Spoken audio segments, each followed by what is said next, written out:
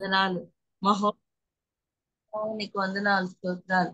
హల్లెలూయా హల్లెలూయా హల్లెలూయా. మంచి కాపరి అయిన దేవా నీకు వందనములు. మర్మములను తెలియజేయవాడా మీకు వందనాలు స్తోత్రాలు. నాయన మాకు నీతి అయిన యేసు నీకు వందనాలు స్తోత్రాలు. మా న్యాయాధిపతి అయిన దేవా నీకు వందనాలు. మా రాజువైన దేవా మీకు వందనాలు. మమ్మల్ని రక్షించుచున్న దేవా నీకు వందనాలు. మహాజలముల మీద సంచరించువాడా నీకు వందనాలు. మునుపటి కంటే అధికపు మేలు చేయువాడా నీకు వందనాలు. మహాశ్చర్య కార్యములు చేయవాడా నీకు వందనాలు. మెల్కిసెదెకు క్రమం చొప్పున యాజకుడు అయిన దేవా నీకు వందనాలు. మా అధిపతి అయిన దేవా మీకు వందనాలు. మాకు తోడుగా ఉన్న దేవా నీకు వందనాలు. మా పక్షమున యుద్ధము చేయి దేవా నీకు వందనాలు. నీ వాక్యం ద్వారా మమ్మల్ని బ్రతికిస్తున్న దేవా నీకు వందనాలు. హల్లెలూయా హల్లెలూయా. స్తోత్రం నాయన. రికాల సమయాన నాయన తండ్రి నీ దాసుని నిలబెట్టి మాతో మాట్లాడమని వేడుకుంటున్నాం. నీ సన్నిధి మేము అనుభవించగలుగుటకు సహాయం దయచేయండి. హల్లెలూయా హల్లెలూయా హల్లెలూయా. మేఘమా మహిమా మేఘమా ఈ దినమున దిగిరా మేఘమా. మేఘమా మహిమా మేఘమా వస్తే చాలును అంతా జరుగును. ఏకముగా స్తుతించగా దిగిన మేఘమా. ఏకముగా స్తుతించగా దిగిన మేఘమా.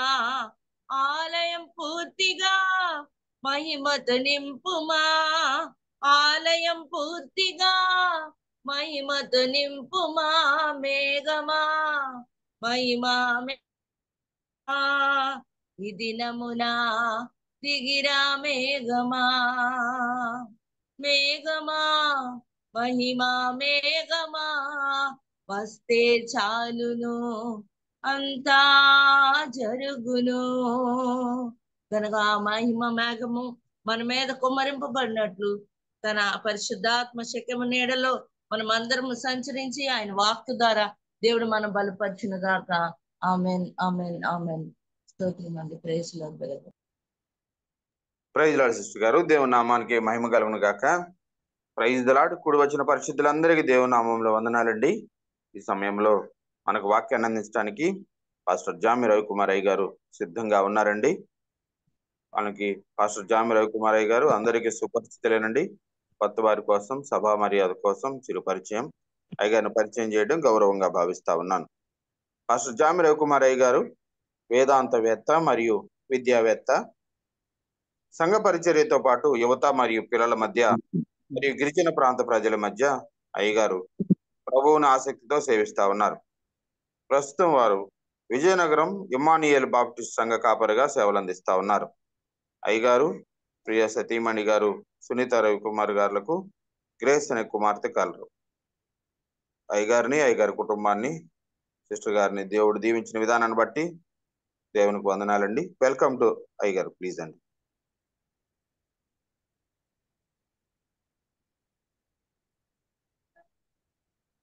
యేసుక్రీస్తు నామంలో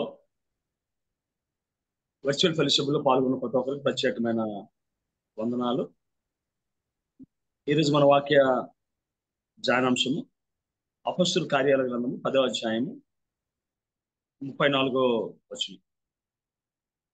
దేవుడు పక్షపాత కాడని నిజముగా గ్రహించి ఉన్నాను. ప్రతి జన్మలోనూ ఆయనకు భయపడి నీతిగా నడుచుకున్న వారిని ఆయన అంగీకరించును. యేసుక్రీస్తు అందరికీ ప్రభు. ఆయన ద్వారా దేవుడు సమాధానకరమైన సువార్తను ఇశ్రాయేలుకు పంపిన వర్తమానం మీరు ఎరుగుదురు అని చెప్పి వాక్యం మనకి చెప్తూ ఉంది. ఒకవేళ మనం బైబిల్లో కానీ మనం కానీ చూసినట్లయితే అనేక మంది అన్యజాతుల నుంచి వచ్చి దేవుని నామాన్ని ఎరిగిన వ్యక్తులు మనం బైబిల్లో మనం చూస్తూ ఉంటాం.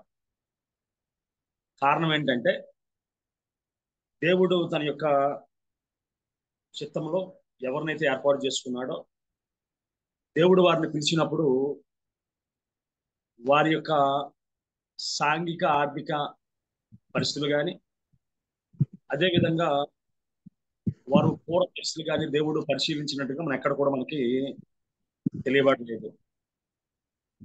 బైబిల్లో మనం చూసినట్లయితే అనేక మంది వ్యక్తులు దేవుని సన్నిధికి వచ్చినప్పుడు బైబిల్లో మాట ఉంది, నా యొద్దకు వచ్చి వారిని ఎంత మాత్రం నేను బయటికి త్రోసివేయను, నా యొద్దకు రానివారి వైపు దినమెల్లా నా చేతులు నేను చాపుచున్నాను అనే మాట మనం ఎక్కువగా వింటూ ఉంటాం. మన దినాన మనకు సురేష్ బాబు గారు రాహబు అనే వేశ్య, అదేవిధంగా ఆకాను కోసం మాట్లాడిన విషయాలు మనం ఎరుగుతున్నాం. అందులో ఒక మంచి మాట చెప్పారు ఆయన. రహబు చూడని విషయం మీద ఆశ కలిగింది, ఆకాను చూస్తున్న విషయం మీద ఆశ కలిగి ఉన్నాడని. ఈ దినాన రహబు అనే వేశ్య యొక్క జీవితాన్ని పరిశీలించాలని చెప్పి ఆశపడుతూ ఉన్నాను నేను. రహబు కరేజ్ టు యాక్ట్. మనం చాలాసార్లు టైం అంటాం. టైం అనే పదానికి గ్రీకుల అర్థం ఏంటంటే ఆపర్చునిటీ, అంటే అవకాశము. అపోస్తలుడైన పౌలు చెప్తూ, మీరు సమయమును పోనీక సద్వినియోగపరుచుకుంటూ అజ్ఞానుల వల్ల కాక జ్ఞానుల వల్ల మీరు ప్రవర్తించండి అని వాక్యం మనం సెలవిస్తూ ఉంది. సో సమయం అంటే అర్థం ఏంటంటే యూటిలైజింగ్ ఆపర్చునిటీ. ప్రతి ఒక్కరి జీవితంలో ఒకసారి అవకాశం వస్తుంది, రెండోసారి అవకాశం వస్తున్న తర్వాత మనకి తెలియదు. బైబిల్లో మనం చూసినట్లయితే అనేక మంది వ్యక్తులు వారికి ఇవ్వబడ్డ అవకాశాన్ని సద్వినియోగపరుచుకొని ఉన్నతమైన స్థాయికి వెళ్ళినట్టుగా వాక్యం సెలవిస్తుంది. కృయనీయుడైన సీమోనికి యేసుక్రీస్తు సిలువ మోసే భాగ్యం వచ్చినప్పుడు, దాన్ని వినియోగించుకున్నప్పుడు ఆమె కుటుంబం తర్వాత భక్తులు ఎదిగినట్టుగా బైబిల్లో ప్రాముఖ్య వ్యక్తులుగా తీర్చిదిద్దినట్టుగా వాక్యం సెలవిస్తుంది. ఫినెహాసు జరుగుతున్న అన్యాయాన్ని చూసి లేచి ఈడితో పొడిచినప్పుడు అది అతను నీతిగా ఎంచబడినట్టుగా వాక్యం మనం సెలవిస్తుంది. అదేవిధంగా అనేక మంది వ్యక్తులు వారికి ఇవ్వబడ్డ అవకాశం సద్వినియోగపరుచుకుని ఉన్నతమైన స్థాయికి వెళ్తే, కొంతమంది ఇవ్వబడ్డ అవకాశాలను పాడు చేసుకున్నారు. బైబిల్లో ఒక మాట ఉంది, ఇంత గొప్ప రక్షణ మీరు నిర్లక్ష్యం చేసిన ఎట్లా మీరు ఎలాగో తప్పించుకుందరు అంటాడు. అంతేకాకుండా ఇంత గొప్ప సైన్య సమూహము మేఘం వల్ల ఆవరించి ఉన్నందున అంటాడు. ఈ దినాన మనం చూసినట్లయితే రహబు అనే వేశ్య తనకి ఇవ్వబడ్డ అవకాశాన్ని సద్వినియోగపరుచుకొని ఒక ఉన్నతమైన స్థితిలో ఉండగలిగే కృపలో ఆమె ఉన్నట్టుగా వాక్యం మనం సెలవిస్తుంది. మనం చూసినట్లయితే యెహోషువ 6:23లో ఆమె ఇంటి వారిని అందరినీ వెలుపులకు తీసుకుని వచ్చి ఇశ్రాయేలు పాలెము వెలుపుట వారిని నివసింపజేసను. యెహోషువ 6:23లో ఏమబడిందంటే ఇశ్రాయేలు పాలెము వెలుపుట వారు నివసించారట. అదేవిధంగా మనం చూసినట్లయితే 23లో రాయబడ్డ మాట అంటే ఆమె నేటికి ఇశ్రాయేలు మధ్య నివసించుచున్నదని రాయబడ్డది. ఒకప్పుడు ఇశ్రాయేలుకు దూరంగా బ్రతికింది,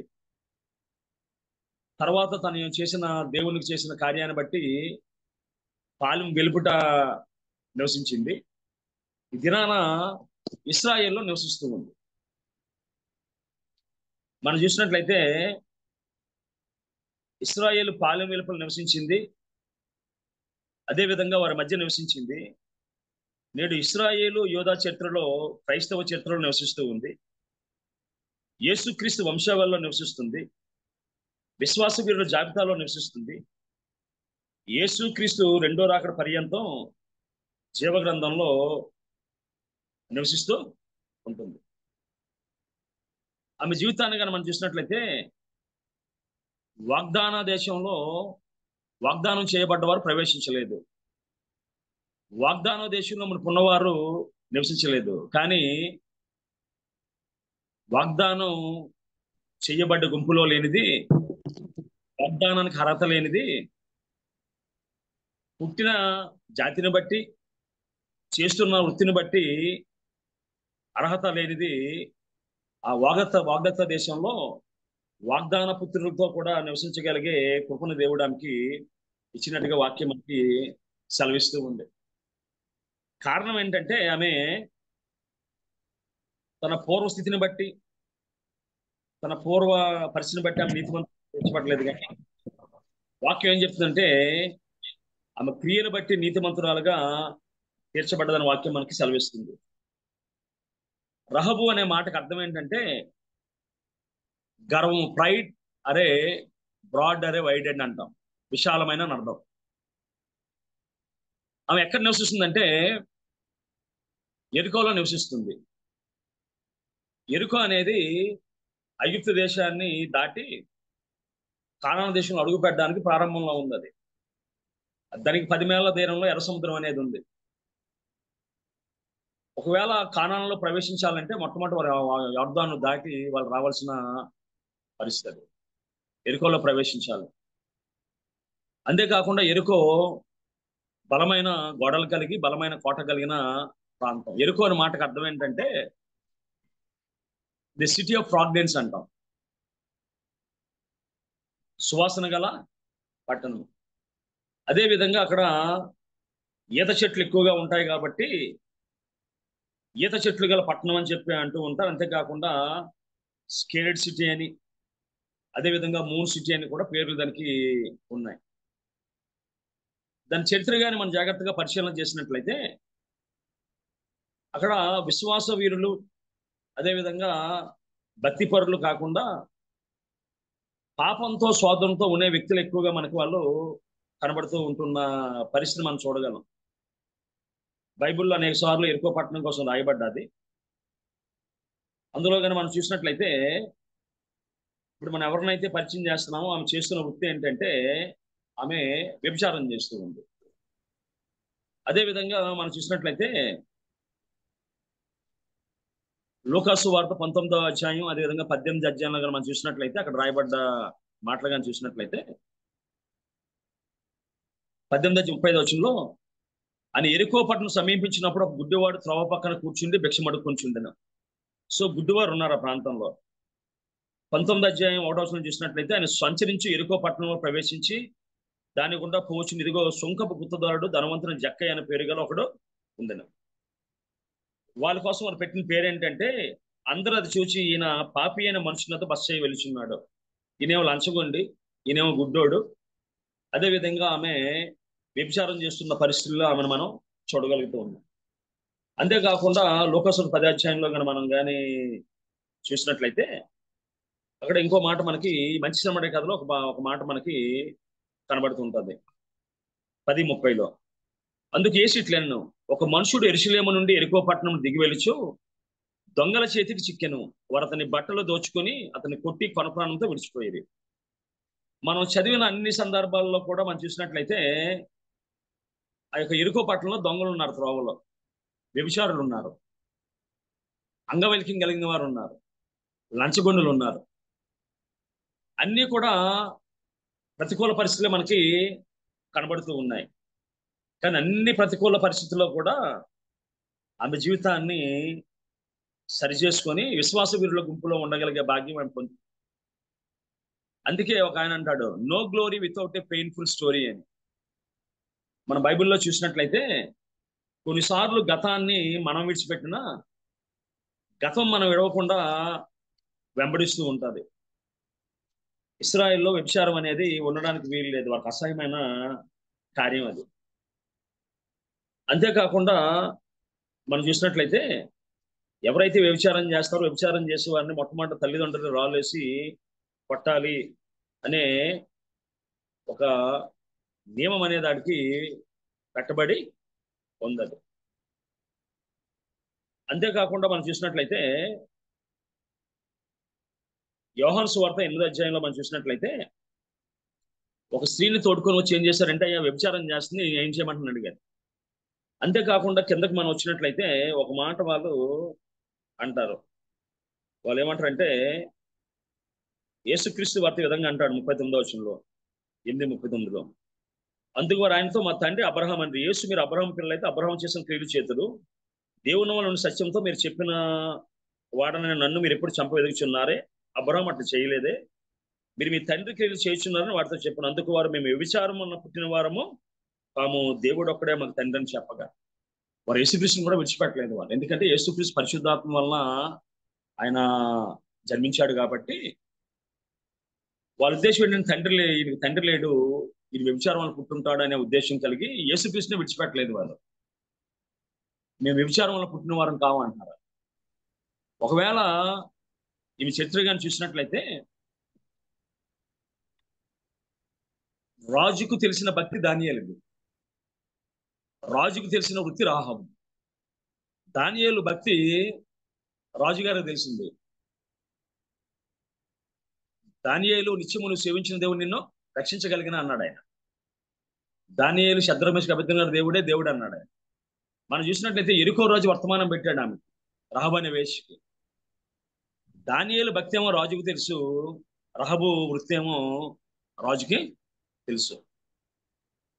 అటువంటి పరిస్థితుల్లో ఉన్న వ్యక్తి ఏ విధంగా యేసుక్రీస్తు వంశావళిలో విశ్వాసుల జాబితాలో ఆమె చేరగలిగింది అన్నది ఇప్పటికి కూడా మనకి ఆశ్చర్యమే.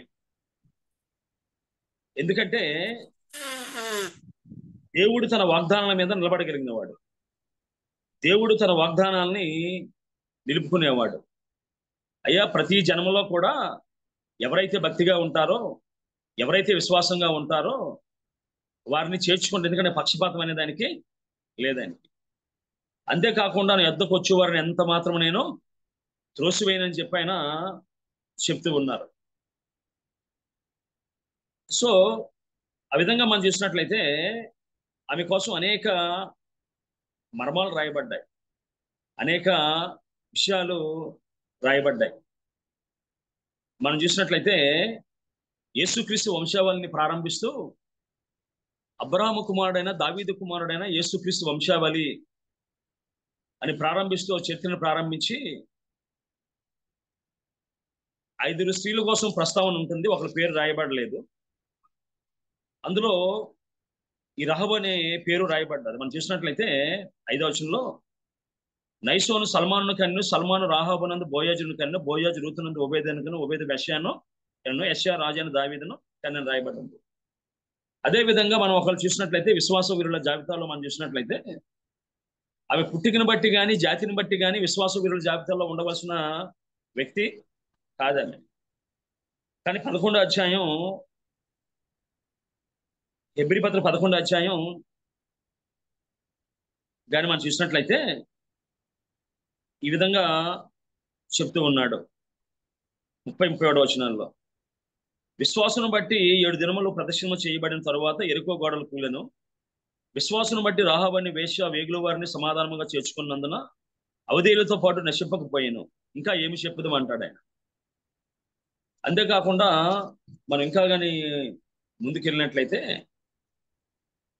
సో యాకోబు పత్రికలో ఆమె గురించిన విషయాన్ని ప్రస్తావిస్తూ 2వ అధ్యాయంలో మనం చూసినట్లయితే 24-25 వచనాల్లో మనుషులు విశ్వాసం మూలముగా మాత్రమే గాక క్రియల మూలముగా నీతిమంతులుగా ఎంచబడుతుందని మీరు దీన్ని గ్రహించుతుంది. అటువలనే రహబని వేషి కూడా దూతలను చేర్చుకుని వేరొక మార్గమున వారి వెలుపలికి పంపివేసినప్పుడు క్రియల మూలముగా నీతిమంతురాలను ఎంచబడిన కదా అని చెప్పి అక్కడ చెప్పుకొస్తూ ప్రాణము లేని శరీరం ఎలాగ మృతమో అలాగే క్రియ లేని విశ్వాసం మృతము అని చెప్పి అక్కడ మాటలు మనకి చెప్పబడుతూ ఉన్నాయి.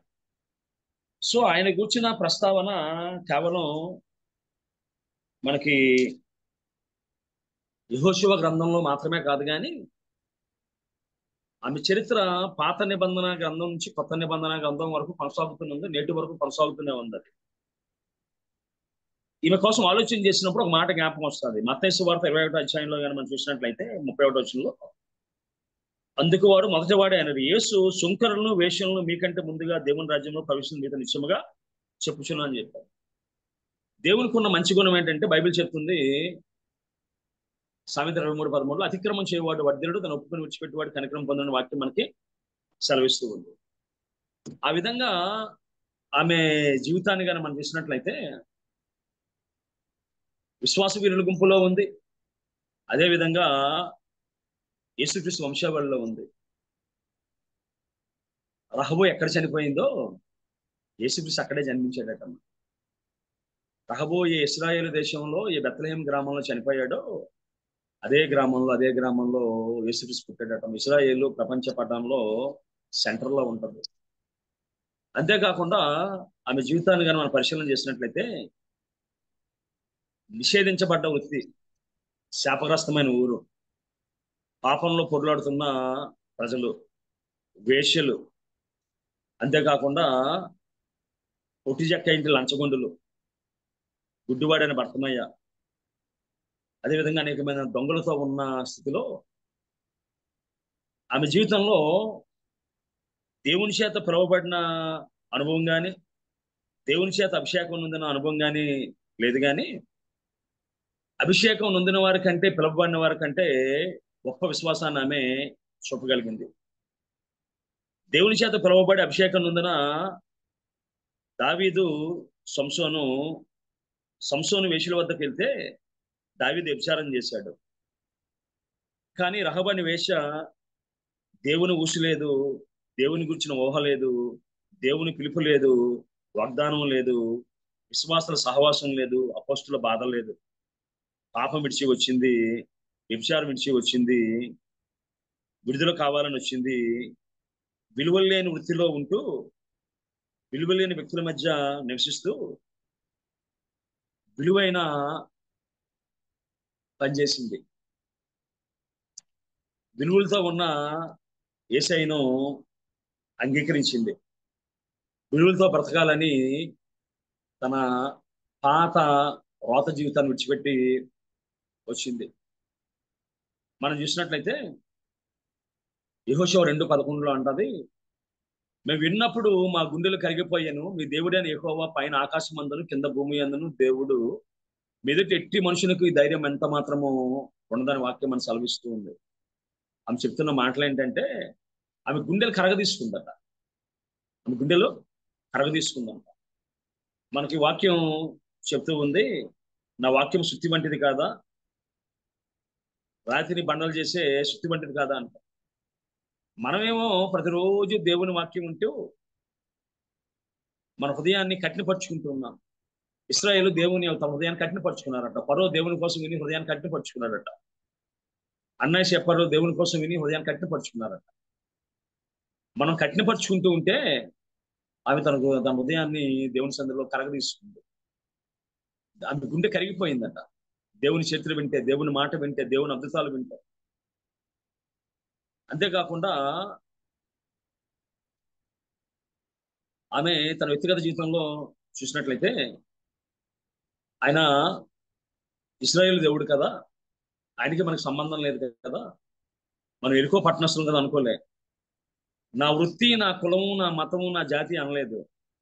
విన్నది నమ్మింది వేగుల వారితో అన్నది నోటితో ఒప్పుకుంది, చేతిలో కార్యం చేసింది. ఆమె విన్నదాన్ని నమ్మింది, ఏమైతే విన్నాదో నమ్మిందని వేగుల వారితో నోటితో ఒప్పుకుంది. అంతేకాకుండా తన విశ్వాసాన్ని చేతల్లో చూపించింది. రాజు ఆజ్ఞకి భయపడి మోషేని 3 నెలల తర్వాత అమ్రాము ఎక్కువేదు నైల్ నదిలో పారేస్తే, రాజు ఆజ్ఞకి భయపడకుండా వేగుల వారిని దూతలను దాచిన చరిత్ర రాహాబుది. వాగ్దానం ఉన్న మోషేను నైల్ నదిలో పడేసిన అనుభవం అమ్రాము ఎక్కువేదు. అంతేకాకుండా మోషే రాజాజ్ఞకు భయపడి మిద్యాను దేశంలో పారిపోతే, రాజు ఆజ్ఞకు భయపడకుండా వేగుల వారిని దాచిన అనుభవం రాహాబుది. మోషే వాగ్దానం దేశం వెళ్ళలేకపోయాడు, కుటుంబాన్ని తీసుకుని వెళ్ళలేకపోయాడు. కానీ రహాబు వాగ్దాన దేశంలో నివసించింది, తన కుటుంబాన్ని కూడా రక్షించుకోగలిగింది. 1 తిమోతి 5:6 అంటాడు, సుఖభోగములు యందు ప్రవర్తించినది బతికుండి చచ్చినదే, ఒకప్పుడు చచ్చిందా నాకు బ్రతికింది. అందుకే బైబిల్ చెప్తుంది, మీ పాపముల చేతను అపరాధం చేతను మీరు చచ్చిన వారి ఉండగా క్రీస్తు మిమ్మల్ని బ్రతికించిన వాక్యం సెలవిస్తుంది. సో తన సుఖభాగాలను చంపుకుంది, క్రీస్తులో బ్రతకడం నేర్చుకుంది. 1 తిమోతి 5:8 అంటాడు, ఎవడైనా స్వకీయులను విశేషముగా తన ఇంటి వారిని సంరక్షించుకోలేకపోయిన ఎట్లా వారు విశ్వాసం త్యాగ చేసిన వారే వారి చెడ్డవారే ఇంద్రని వాక్యం సెలవిస్తుంది. మనం చూసినట్లయితే చాలా మంది బైబిల్లో నా అన్న వారిని మోసం చేసిన వారు చాలా మంది కనబడతారు. యాకోబు అన్న యాషోను మోసం చేసి ఆశీర్వాదాలని కొట్టేశాడు. తప్పిపోయిన కుమారుడు తండ్రి ఆస్తిని పాడు చేసేశాడు. అబ్షాలోము అమ్నేన్ని అనే తన అన్నను చంపేశాడు. అమ్నేను తామార్ అనే తన చెల్లిని చెరిపేశాడు. కయ్యేలుని హేబేలుని చంపాడు. ఏసేపు అన్నదమ్ములు ఏసేపుని అమ్మేశారు. మిరియాము అహరోనులు మోషే మీద అసూయ చూపించారు. అంతేకాకుండా ధనవంతుడు లాజరు ఉపమానంలో నరకానికి వెళ్తే గాని ధనవంతుడి కుటుంబం జ్ఞాపకం రాలే. ఆకాను పాపాన్ని బట్టి, కోరాహు పాపాన్ని బట్టి కుటుంబాలు నాశనం అయిపోయాయి. గేజీ పాపాన్ని బట్టి కుటుంబానికి కుష్ఠరోగం వచ్చింది. కానీ ఈ రహబని వేషి యొక్క విశ్వాసాన్ని బట్టి, రహబని వేషి యొక్క కార్యాన్ని బట్టి తన ఇంటి వారందరినీ రక్షించుకోగలిగింది. నేటి వరకు ఇశ్రాయేలు మధ్య ఆమె ఉండగలిగింది. ఆమె విశ్వాసాన్ని జాగ్రత్తగా మనం పరిశీలన చేసినట్లయితే బైబిల్లో కొంతమందికి చిన్న మాటలు సరిపోయాయి. బైబిల్లో ఎవరైతే పాపంలో ఉన్నారో పాపంలో ఉన్న వారికి పెద్ద పెద్ద విషయాలు ఏమీ బోధించబడలేదు. ఎప్పుడైతే ఆమె మన బైబిల్లో రాయబడ్డ మాట అంటే ఆమె ఇల్లు ఎరుకో గోడ మీద ఉంది. ఎరుకో గోడ మీద ఇల్లు ఆమె పట్టుకుంది. ఆ గోడ మీద నుంచి చూస్తే అక్కడ గుంపులు గుంపులుగా యొర్దాను అవతల ఉన్న వారిని చూస్తూ ఉంది. ఎందుకంటే ఆమె చేస్తున్న వృత్తిని బట్టి, ఆమె చేస్తున్న పరిస్థితిని బట్టి ఏ సేవకుడు వచ్చి వాక్యం చెప్పగలిగే పరిస్థితి ఆమెకు లేదు. రెండోది, వారి సుఖం కోసం, సంతోషం కోసం వచ్చిన వాడు ఎవడు కూడా దేవుని గురించిన మాటలు, ప్రస్తావన ఎవరు కూడా వాళ్ళు చేయరు. వాళ్ళు మనం చూసినట్లయితే కీర్తన గ్రంథం 55వ అధ్యాయం 10వ వచనంలో రాత్రింబగలు వారు పట్టణపు ప్రాకారం మీద తిరుగుచున్నారు, పాపము చెడుతనములు దానిలో జరుగుచున్నది. సో ఆ పట్టణ ప్రాకారంలో ఇల్లు కట్టుకోగలిగే పరిస్థితి ఆమెకు ఉంది. ఆ పట్టణ ప్రాకారం మీద ఏం జరుగుతుందంటే పాపమును చెడుతనమును దానిలో జరుగుచున్నవంటారు. కొంతమంది చరిత్రకారులు ఏమంటారంటే ఆమె యొక్క ఇల్లు ఓనర్, అంటే మన చిన్నప్పుడు పేదరాశి పెద్దమ్మని ఉండేది, ఎవరైనా వచ్చినప్పుడు వారికి భోజనం పెట్టేది, అటువంటి ఇల్లు ఆమెకు ఉంది అని చెప్పి కొంతమంది చరిత్రకారులు చెప్తున్నారు. కొంతమంది చరిత్రకారుల ఇదేంటంటే ఆమె విశ్రాంతి గృహాన్ని నడుపుతూ ఉంది అని కొంతమంది, లేదు ఆమె వ్యభిచారం ఏం చేస్తున్నారు కొంతమంది. మొత్తం మీద ఏదేమైనప్పటికీ ఆమె వృత్తి ఏదైనా, ప్రవృత్తి ఏదైనా, రహబ్ అనే మాటకు అర్థం ఏంటంటే గర్వం లేదా విశాలత. దాని అర్థం ఏంటంటే బ్రాడ్ అండ్ లేదా వైడ్ అని అంటాం. ఆ యొక్క ఎరుకో పట్టణంలో వారు పూజిస్తున్న, ఆరాధిస్తున్న దేవత ఏంటంటే she wide in the womb. ఆమె ఏం చేస్తుందంటే గర్భాన్ని ఆమె విశాలపరిచి పిల్లల్ని ఇస్తుంది అని నమ్మిన దేవత యొక్క పేరు వాళ్ళు రహబకు పెట్టినట్టుగా చరిత్ర మనకి తెలియజేస్తూ ఉంది. ఒకవేళ ఆమె ప్రారంభ జీవితం ఏ విధంగా ఉన్నప్పటికీ, ఎందుకంటే మనం చూసాం కొంతమంది ఇంకేమంటారంటే షీ వాజ్ రిచువల్ ప్రాస్టిట్యూషన్ అంటాం. అంటే మనకి భారతదేశంలో టెంపుల్ ప్రాస్టిట్యూషన్ అని ఉండేది, అంటే దేవదాసి సిస్టము, అదేవిధంగా జోగిని వ్యవస్థ అనేవి మనకు ఉండేవి. ఈమె కూడా అదే విధంగా ఆ యొక్క దేవత ఎవరైతే ఉందో Rahab and the God and has opened her wide and the womb. అంటే ఆమె ఏ దేవత పేరు పెట్టండి రహబ్ అనే మాటకు అర్థం అంటే జూయిష్ లో, ఈ బాబిలోనియన్ అరబిక్ భాషలో దాని అర్థం ఏంటంటే the God and has opened wide and the womb అని ఆ యొక్క రహబ్ అనే మాటకి అర్థం అది. సో ఆమె కొంతమంది ఇన్ కీపర్ అని, కొంతమంది ఈ యొక్క రిచువల్ ప్రాస్టిట్యూషన్ చేసే అనే వ్యక్తి అని, కొంతమంది రకరకాలుగా చెప్పడం జరిగింది. మొత్తం మీద ఏదేమైనప్పటికీ ఒక వేశ్య దేవుని దృష్టిలో నీతిమంతురాలుగా తీర్చబడ్డది.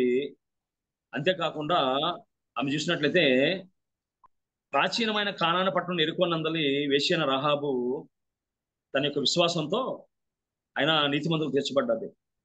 మనుషుడు విశ్వాసం మూలముగా మాత్రమే కాక క్రియల మూలముగా నీతిమంతుని ఎంచబడినని మీరు దీనివల్ల గ్రహించితని చెప్పి మనకి యాకోబు పత్రికలో చెప్తూ ఉన్నాడు. అంతేకాకుండా మనం చూసినట్లయితే ఆమె విన్నప్పుడు గుండె కలుగుదీసి బైబిల్లో మాట ఉంది, వినటం వల్ల విశ్వాసం కలుగును, వినట క్రీస్తు గురించిన మాట వల్ల కలుగునని చెప్పి వాక్యం మనకి సెలవిచ్చిన విధంగా ఆమె ఏం చేసిందంటే వింటి వల్ల విశ్వాసాన్ని ఆమె పెంచుకుందాము. అంతేకాకుండా విశ్వాసాన్ని తన కుటుంబానికి పంచి ఇచ్చింది ఆమె. ఆమెను బట్టి ఆమె కుటుంబం రక్షించబడ్డది. అంతేకాకుండా మనం చూసినట్లయితే Rahab is doing the wrong thing, but his attitude and his thinking in a right way. Rahab అనే వ్యక్తి ఒక తప్పుడు స్థలంలో ఉంది, తప్పుడు వ్యక్తుల మధ్య ఉంది, కానీ ఆమె ఆలోచన కానీ హృదయ స్పందన కానీ సరిగానే ఉంది. సంసోను దావీదులు అన్నవారు వారు సరైన వ్యక్తులే, కానీ సరికాని స్థలంలో ఉన్నారు, సరికాని వ్యక్తులతో ఉన్నారు. అదేవిధంగా మనం చూసిన సమరయ్య స్త్రీ కూడా సరైన పనిలో లేదు, సరైన స్థలంలో లేదు, కానీ ఆమె హృదయం మాత్రం సరిగానే ఉంది. ఒకవేళ వీరి జీవితాన్ని కానీ మనం చూసినట్లయితే తప్పుడు ప్రదేశంలో ఉన్న సరైన వ్యక్తి రాహాబు, సరైన స్థలంలో ఉన్న తప్పుడు చేసిన వ్యక్తులు ఏలీ కుమారులు.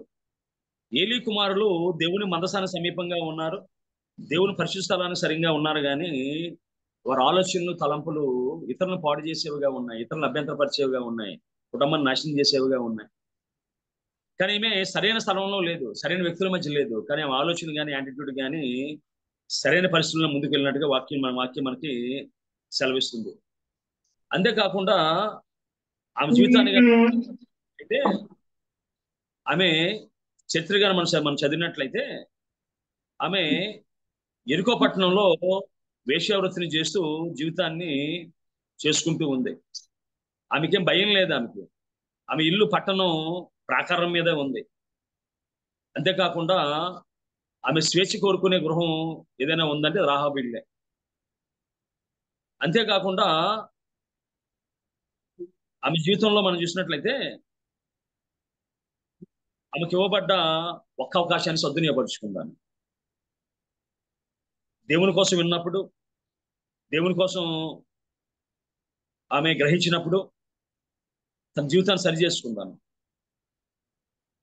ఒకవేళ మనం చూసినట్లయితే రాజాజ్ఞకి భయపడి మోషే పారిపోయాడు, రాజాజ్ఞకి భయపడి అమ్రాము ఎక్కువ బదులు పారేశారు, కానీ రాజాజ్ఞకి భయపడకుండా దేవుని కోసం నిలబడిన వ్యక్తి రాహాబు.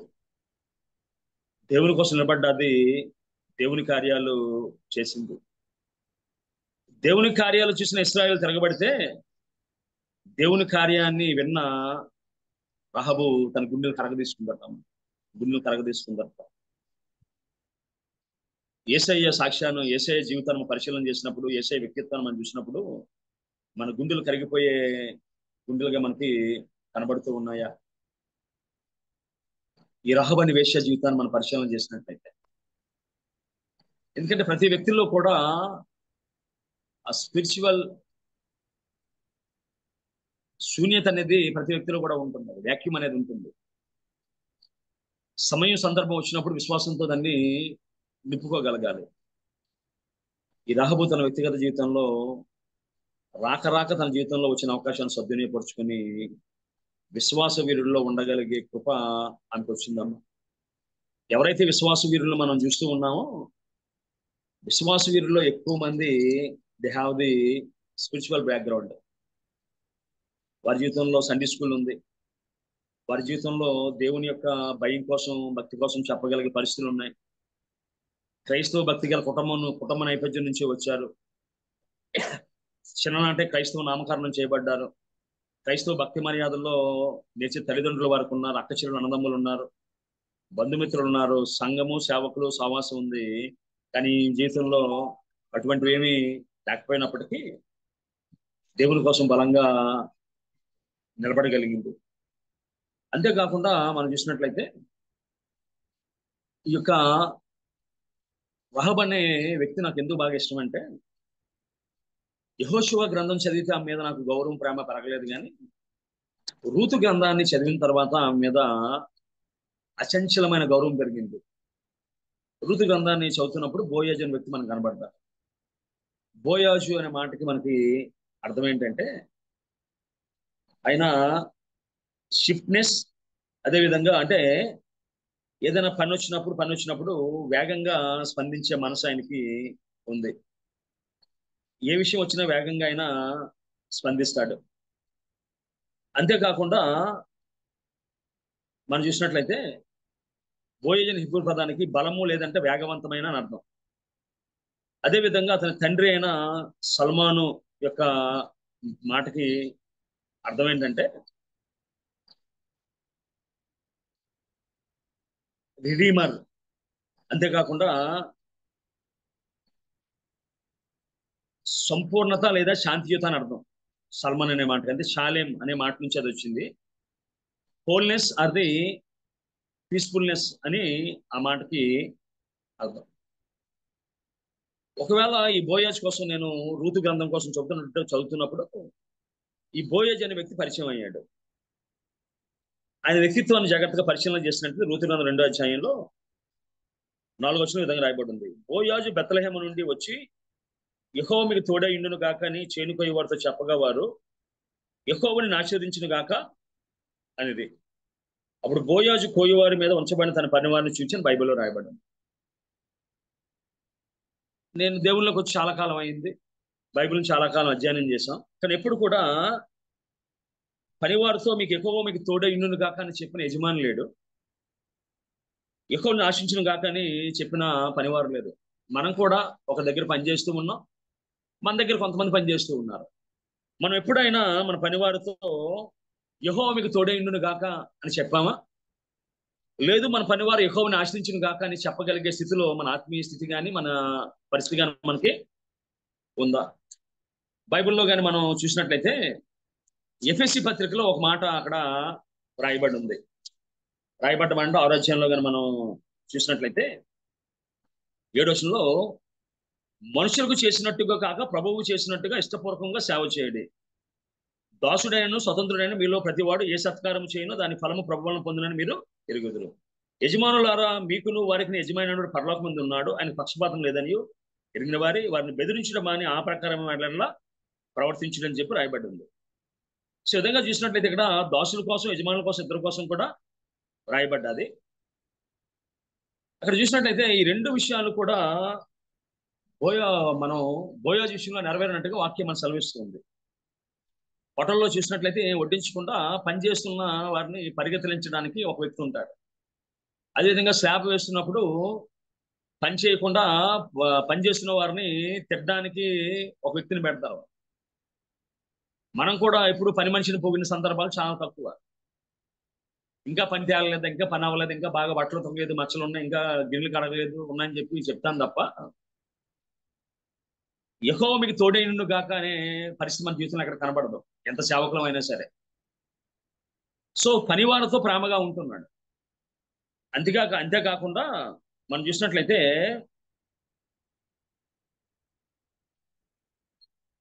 15వ వచనంలో చూసినట్లయితే ఆమె ఏరుకొండకు లేచినప్పుడు బోయాజు ఆమె ప్రాణుల మధ్యన ఏరుకొని వచ్చును, ఆమెను అవమానపరచుడు మరియు ఆమె కొరకు పిడికెళ్ళు పడివేసి ఆమె ఏరుకున్నట్లు విడిచిపెట్టి ఆమెను గద్దెంపవద్దు. చాలాసార్లు మన క్రైస్తవ కుటుంబాల్లోనే పని మనిషితో అన్ని పనులు చేసి వండిన వంటలో కానీ కూరలో కానీ బాగా ఇవ్వకుండా మిగిలిన ఫ్రిడ్జ్లో పెట్టిన సందర్భాలు చాలా సందర్భాలు ఉన్నాయి. అమ్మా మిగిలిన పట్టుకెళ్ళిపోయిన మాట కాకుండా మిగిలిన ఫ్రిడ్జ్లో పెట్టిన సందర్భాలు ఉన్నాయి. ఈయన ఏం చేస్తుంటే పిడికిలు విడిచిపెట్టేస్తున్నాడట. పనివారి కొయ్యగా మిగిలిపోయింది కాకుండా పిడికిలు విడిచిపెడుతూ ఉన్నాడు. అంతేకాకుండా మనం చూసినట్లయితే 4వ అధ్యాయంలో చూసినట్లయితే 12వ వచనంలో 11వ వచనం చదువుతున్నాను, అయితే 10వ వచనం చదువుదాం. అందుకు ఆమె సాగిలిపడి తల ఉంచుకుని ఏమి తెలిసి పరదేశనన్న యందు లక్ష్యం ఉంచినట్లు నీ కటాక్షం కలిగినని చెప్పగా బోయాజు నీ పెనిమిటి మరణమైన తరువాత నీవు నీ అత్తకు చేసిందంతా నాకు తెలియబడిను. నువ్వు నీ తల్లిదండ్రులను నీ జన్మభూమిని విడిచి ఇంతకు ముందు నువ్వు ఎరగని జన్మనందుకు వచ్చితివి. యెహోవా నీకు చేసిన దానికి ప్రతిఫలం ఇచ్చును. ఇశ్రాయేలు దేవుడైన యెహోవా రెక్కల కింద సురక్షితం ఉండున్నట్లు నువ్వు వచ్చితివని ఆయనకు సంపూర్ణమైన బహుమానం ఇచ్చునని ఉత్తరం ఇచ్చును. సో ఆ విధంగా చూసినట్లయితే మళ్ళీ అంటున్నాడు, ఆమెతో ప్రేమతో మాట్లాడి భోజన కాలమున నీవు ఇక్కడికి వచ్చి భోజనం చేసి చిరకల నుండి ముక్కను ముంచి తిరుమని ఆమెతో చెప్పగా చేని కోరువా యొద్ద ఆమె కూర్చుండెను. చాలాసార్లు ఏం చేస్తామంటే భోజనంలోకి వచ్చిన వారిని వెనక పంపించే సందర్భాలు ఉన్నాయి, కానీ పని చేయని వాడిని భోజనం పెట్టే సందర్భాలు చాలా తక్కువ మన జీవితం. తన పొలంలో పని చేయని దానికి వచ్చిన వాడిని తనతో సమానంగా కూర్చుని పెట్టి భోజనం పెట్టే మనస్తత్వం కలిగిన వాడు ఆయన. అంతేకాకుండా ఆయన కోసం నయోమి మాటల్లో మనం విన్నట్లయితే నయోమి ఎలాంటిదంటే దేవుణ్ణి నిందించి దేవుణ్ణి విమర్శించింది. ఒకటి రూతు గ్రంథం 1:19 మనం చూసినట్లయితే వారు బెత్లెహేమునకు వచ్చినప్పుడు ఆ ఊరి వారందరూ వారి యొద్దకు గుంపు కూడి వచ్చి ఆమె నయోమి కదా అని అనుకుంటుండగా ఆమె సర్వశక్తులు నాకు చాలా దుఃఖము కలుగజేసిన కనుక నన్ను నయోమి అని కనుక మారనుడి. నేను సమృద్ధి గలదాన్ని వెలితిని యెహోవా నన్ను రిక్తురాలుగా తిరిగి రాజేశాను. వారు నన్ను నయోమి అని పిలవనేలా అని చెప్పి యెహోవా నా మీద విరుద్ధంగా సాక్ష్యం పలికినని చెప్పి దేవుణ్ణి నిందించిన వ్యక్తి, దేవుణ్ణి వంశించిన వ్యక్తి ఆమె బోయోజు కోసం చెప్తున్న మాటలు కానీ విన్నట్లయితే 2:20 బతికి ఉన్న వారికి చచ్చిన వారికి ఉపకారం చేయటం మానని ఇతడు యెహోవా చేత ఆశీర్వదింపబడును గాక అని తన కోడలతో అనగా, ఒక దేవుని సైతము విమర్శించగలిగే వ్యక్తి చచ్చిన వారికి బతికిన వారికి మేలు చేసేవాడని ఆయన కోసం చెప్తూ ఉంది. అంతేకాకుండా 3:17 నువ్వు ఒట్టి చేతులతో నీ అత్త ఇంటికి పోవద్దని చెప్పి అతడు ఆమెకు 6 కొలను 50 నాకు ఇచ్చినాను. అప్పుడు ఆమె నా కుమారి ఈ సంగతి నేటి దినము నెరవేర్చితేనే గాని ఆ మనుషుడు ఊరకొండడు కనుక ఇది ఎలాగూ జరుగునో నీకు తెలియ వరకు ఊరకొండమని చెప్పి బోయా దృష్టిలో ఒక గాని పని పడితే ఆ పని విడిచిపెట్టేవాడు కాదంటాం. అంతేకాకుండా 3 మనం చూసినట్లయితే 10 9 చదువుతున్నాను, 18 చదువుతున్నాం. మధ్యరాత్రి యందు అతను ఉలికిపడి తిరిగి చూచినప్పుడు ఒక స్త్రీ అతని కాళ్ళ యొద్ద పండుకొని ఉండెను. అతడు నువ్వెవరని అడుగ్గా ఆమె నేను రూతును అను నీ దాసురాలను, నువ్వు నాకు సమీప బంధువుడు గనుక నీ దాసురాల మీద నీ కొంగు కప్పమనగా అతడు నా కుమారి యెహోవా చేత నువ్వు దీవించబడిన దానవు, కొద్దివారినే గాని గొప్పవారినే గాని యవనస్తులను వెంబడింపక ఇంటి వలన నీ మునుపటి సత్ప్రవర్తన కంటే వెనుకటి సత్ప్రవర్తన ఎక్కువైంది. కాబట్టి కుమారి భయపడకము, నువ్వు చెప్పినదంతయు నీకు చెప్పేదను, నువ్వు యోగ్యురాలు అని చెప్పాను. అర్ధరాత్రి వేళ తనని వలచి వచ్చిన రూతుని అర్ధరాత్రి వేళ తన పరిశుద్ధిని కాపాడుకుంటున్న వ్యక్తి యేసుక్రీస్తు కోసం ఆలోచన చేసినప్పుడు తనకంటే చిన్నవారిని కుమార్తె అని పిలిచాడు. 12 సంవత్సరాల రక్తస్రాగంతో ఉన్న ఆమెను కుమార్తె అని పిలిచాడు. అదేవిధంగా పక్షవాయు రోగాన్ని కుమారుడిని పరిపెత్తుకుని వెళ్ళమని చెప్పాడు. వ్యభిచారంలో పట్టబడ్డ స్త్రీని గాని అదేవిధంగా సమరయ స్త్రీని అమ్మ అని పిలిచాడు. అదే వ్యక్తిత్వము బోయోజులో మనకి కనబడుతుంది. అర్ధరాత్రి ఆడపిల్లలు కనబడితే అమ్మని పిలిచేవారు ఎంతమంది ఉన్నారు, కుమార్తెని పిలిచేవారు ఎంతమంది ఉన్నారు. చాలా మంది ఉన్నతమైన వ్యక్తుల్లో ఉన్న డాక్టర్స్, అదేవిధంగా ప్రొఫెసర్స్, చాలా మంది వారి వృత్తికి వయసుకు అదేవిధంగా వారికి ఉన్న గౌరవ స్థానానికి వ్యతిరేకంగా ప్రవర్తిస్తున్న సందర్భాలు మనం వింటూ ఉన్నాం. అదేవిధంగా చాలా మంది రాజకీయ నాయకులు సిగ్గు ఎగ్గు విడిచి ఆ చెడ్డగా ప్రవర్తిస్తున్న వ్యక్తులు మనం చూస్తూ ఉన్నాం. ఎన్డీ తివారీ లాంటి గవర్నర్ గా పనిచేసిన వ్యక్తులు తమ వ్యక్తిత్వాన్ని కోల్పోయిన సందర్భాలు మనం చూస్తూ ఉన్నాం. అర్ధరాత్రి వేళ తన యొక్క పరిశుద్ధతను కాపాడుకున్న వ్యక్తి, అర్ధరాత్రి వేళ తన యొక్క బైబిల్లో మనం చూసినట్లయితే యోసేపు అంటాడు, యెహోవాకు విరుద్ధముగా దుష్కార్యము నేను ఆదికాండం 39 కానీ మనం చూసినట్లయితే ఆయన చెప్తున్న మాట ఏంటంటే ఈ విధంగా అంటాడు. ఆయన 8-9 అంటాడు, నువ్వు అతని భార్య అయినందున నీ తప్ప మరి దేనిని నాకు అప్పగింపి ఉండలేదు. కాబట్టి నేను ఎట్లు ఇంత ఘోరమైన దుష్కార్యం చేసి దేవుని విరుద్ధంగా పాపం పట్టుకుందని తన నిజమైన భార్యతో అని అంటాడు. అదేవిధంగా యోబు భక్తుడు కూడా అంటున్న మాట కానీ మనం చూసినట్లయితే యోబు గ్రంథం 31 కానీ ఒకవేళ మనం చూసినట్లయితే యోబు చెబుతున్న మాటలు కూడా మనం వింటే ఎంత అద్భుతమైన మాటలో, ఎంత సెల్ఫ్ డిసిప్లిన్ ఉన్న మాటలో వాటిని మనం గమనించవచ్చు. 31 నేను కన్నులతో నిబంధన చేసుకుంటేని కన్యకను ఎలాగో చూచిదను, అలాగూ చేసిన ఎడల పరమనున్న దేవుని ఆజ్ఞ ఏమగును, ఉన్నత స్థలం ఉన్న సర్వశక్తిని స్వాస్థ్యము ఏమగునని వారికి వారే బౌండరీస్ ఏర్పాటు చేసుకున్నారు. అదేవిధంగా దానియేలు కూడా రాజు భుజించి భోజనమును పానం ద్రాక్షారసమును పుచ్చుకొని తనతో అపవిత్రపరచుకోకూడదని ఉద్దేశించుకున్న బైబిల్లో మనకి రాయబడి ఉంది. సో ఎవరి బోయాజు, ఎక్కడొచ్చింది పనివారితో అంత సఖ్యతగా ఉండగలిగే మనస్సు? అదేవిధంగా అర్ధరాత్రి తనని ఏరి కోరి వలసి వచ్చిన స్త్రీని కుమారాన్ని పిలిచి ఆమె పరిశుద్ధతను పాడు చేయకుండా, తన పరిశుద్ధతను పాడు చేసుకోకుండా ఆ పంపించగలిగే భక్తి ఎలా వచ్చింది? చచ్చిన వారికి బతికిన వారికి ఉపకారం చేయగల మనసు ఎలా వచ్చింది? ఆస్తి కోసం మనుషులను చంపి ఆస్తిని పోగేసుకున్న కాలంలో అంత భక్తి ఎలా వచ్చిందంటే తల్లి నేర్పిన భక్తి. ఎందుకంటే ఏ బిడ్డకైనా తల్లే తొలి. ఆనాడు సమూయేలు తల్లి ఏ విధంగా సమూయేలుకి ప్రార్థనతో విశ్వాసంతో పెంచిందో, ఈమె ఆహారంతో కాకుండా భక్తితో పెంచింది. ఆహారంతో కాకుండా నిధితో పెంచింది. ఆహారంతో కాకుండా విశ్వాసంతో పెంచింది. ఆహారంతో కాకుండా నైతిక విలువలతో పెంచింది. ఆమె పెంపకం మనకి బోయాజులో కనబడుతుంది. ఏమిటా ఉన్నతమైన వ్యక్తిత్వం? సండే స్కూల్ లేని కుటుంబంలో పుట్టాడు, మందిరం లేని కుటుంబంలో పుట్టాడు, వాక్యం లేని కుటుంబంలో పుట్టాడు. గతమంతా పాపంతో నిండిందే. యేసుక్రీస్తు పరిశుద్ధాత్మ వలన గర్భం ధరిస్తే వాళ్ళు అంటున్నారు, మేము వ్యభిచారం వలన పుట్టిన వారం కాము అంటున్నారు. మరియమ్మ వ్యభిచారం చేసిందో లేదో వారికి తెలియదు, కానీ యోసేపు కుమారుడు కాదన్న సంగతి మాత్రమే తెలుసు వారికి. కానీ ఈమె జీవితాన్ని చూసినట్లయితే తల్లి వేశ్యావృత్తి చూసింది. ఆ దేశపు రాజు మొదలుకొని ఎవరైతే ఇశ్రాయేల్ ఉన్నారో, ఇశ్రాయేల్ ఉన్న ప్రతి ఒక్కరికి ఆమె చరిత్ర తెలుసు. కోల్పోయిన వాడికే జీవితం, కోల్పోయిన వాడికి విలువ తెలుస్తుందేమో, దేవునికి దూరంగా ఉన్నవాడికి విలువ తెలుస్తుందేమో. ఒకవేళ రహాబు తన పాత రోత జీవితం కోసం పశ్చాత్తాపడి తన సాక్ష్యమే చెప్పిందో, తన చరిత్ర చెప్పిందో, నాయన నువ్వు నాలా ఉండకూడదురా, చిన్నప్పటి నుంచి భక్తిలో ఉండాలని భక్తి జీవితంలో ఆమెని పెంచగలిగింది. ఇంకా అద్భుతం ఏంటంటే, ఎస్పెషల్లీ పెళ్లి సంబంధాలకు వెళ్ళినప్పుడు అత్తలు ఎక్కువ పెత్తనం చేస్తూ ఉంటారు. మా వాడికి అది పెట్టాలి, మా వాడికి ఇది పెట్టాలి, అలా ఉండాలి, ఇలా ఉండాలని.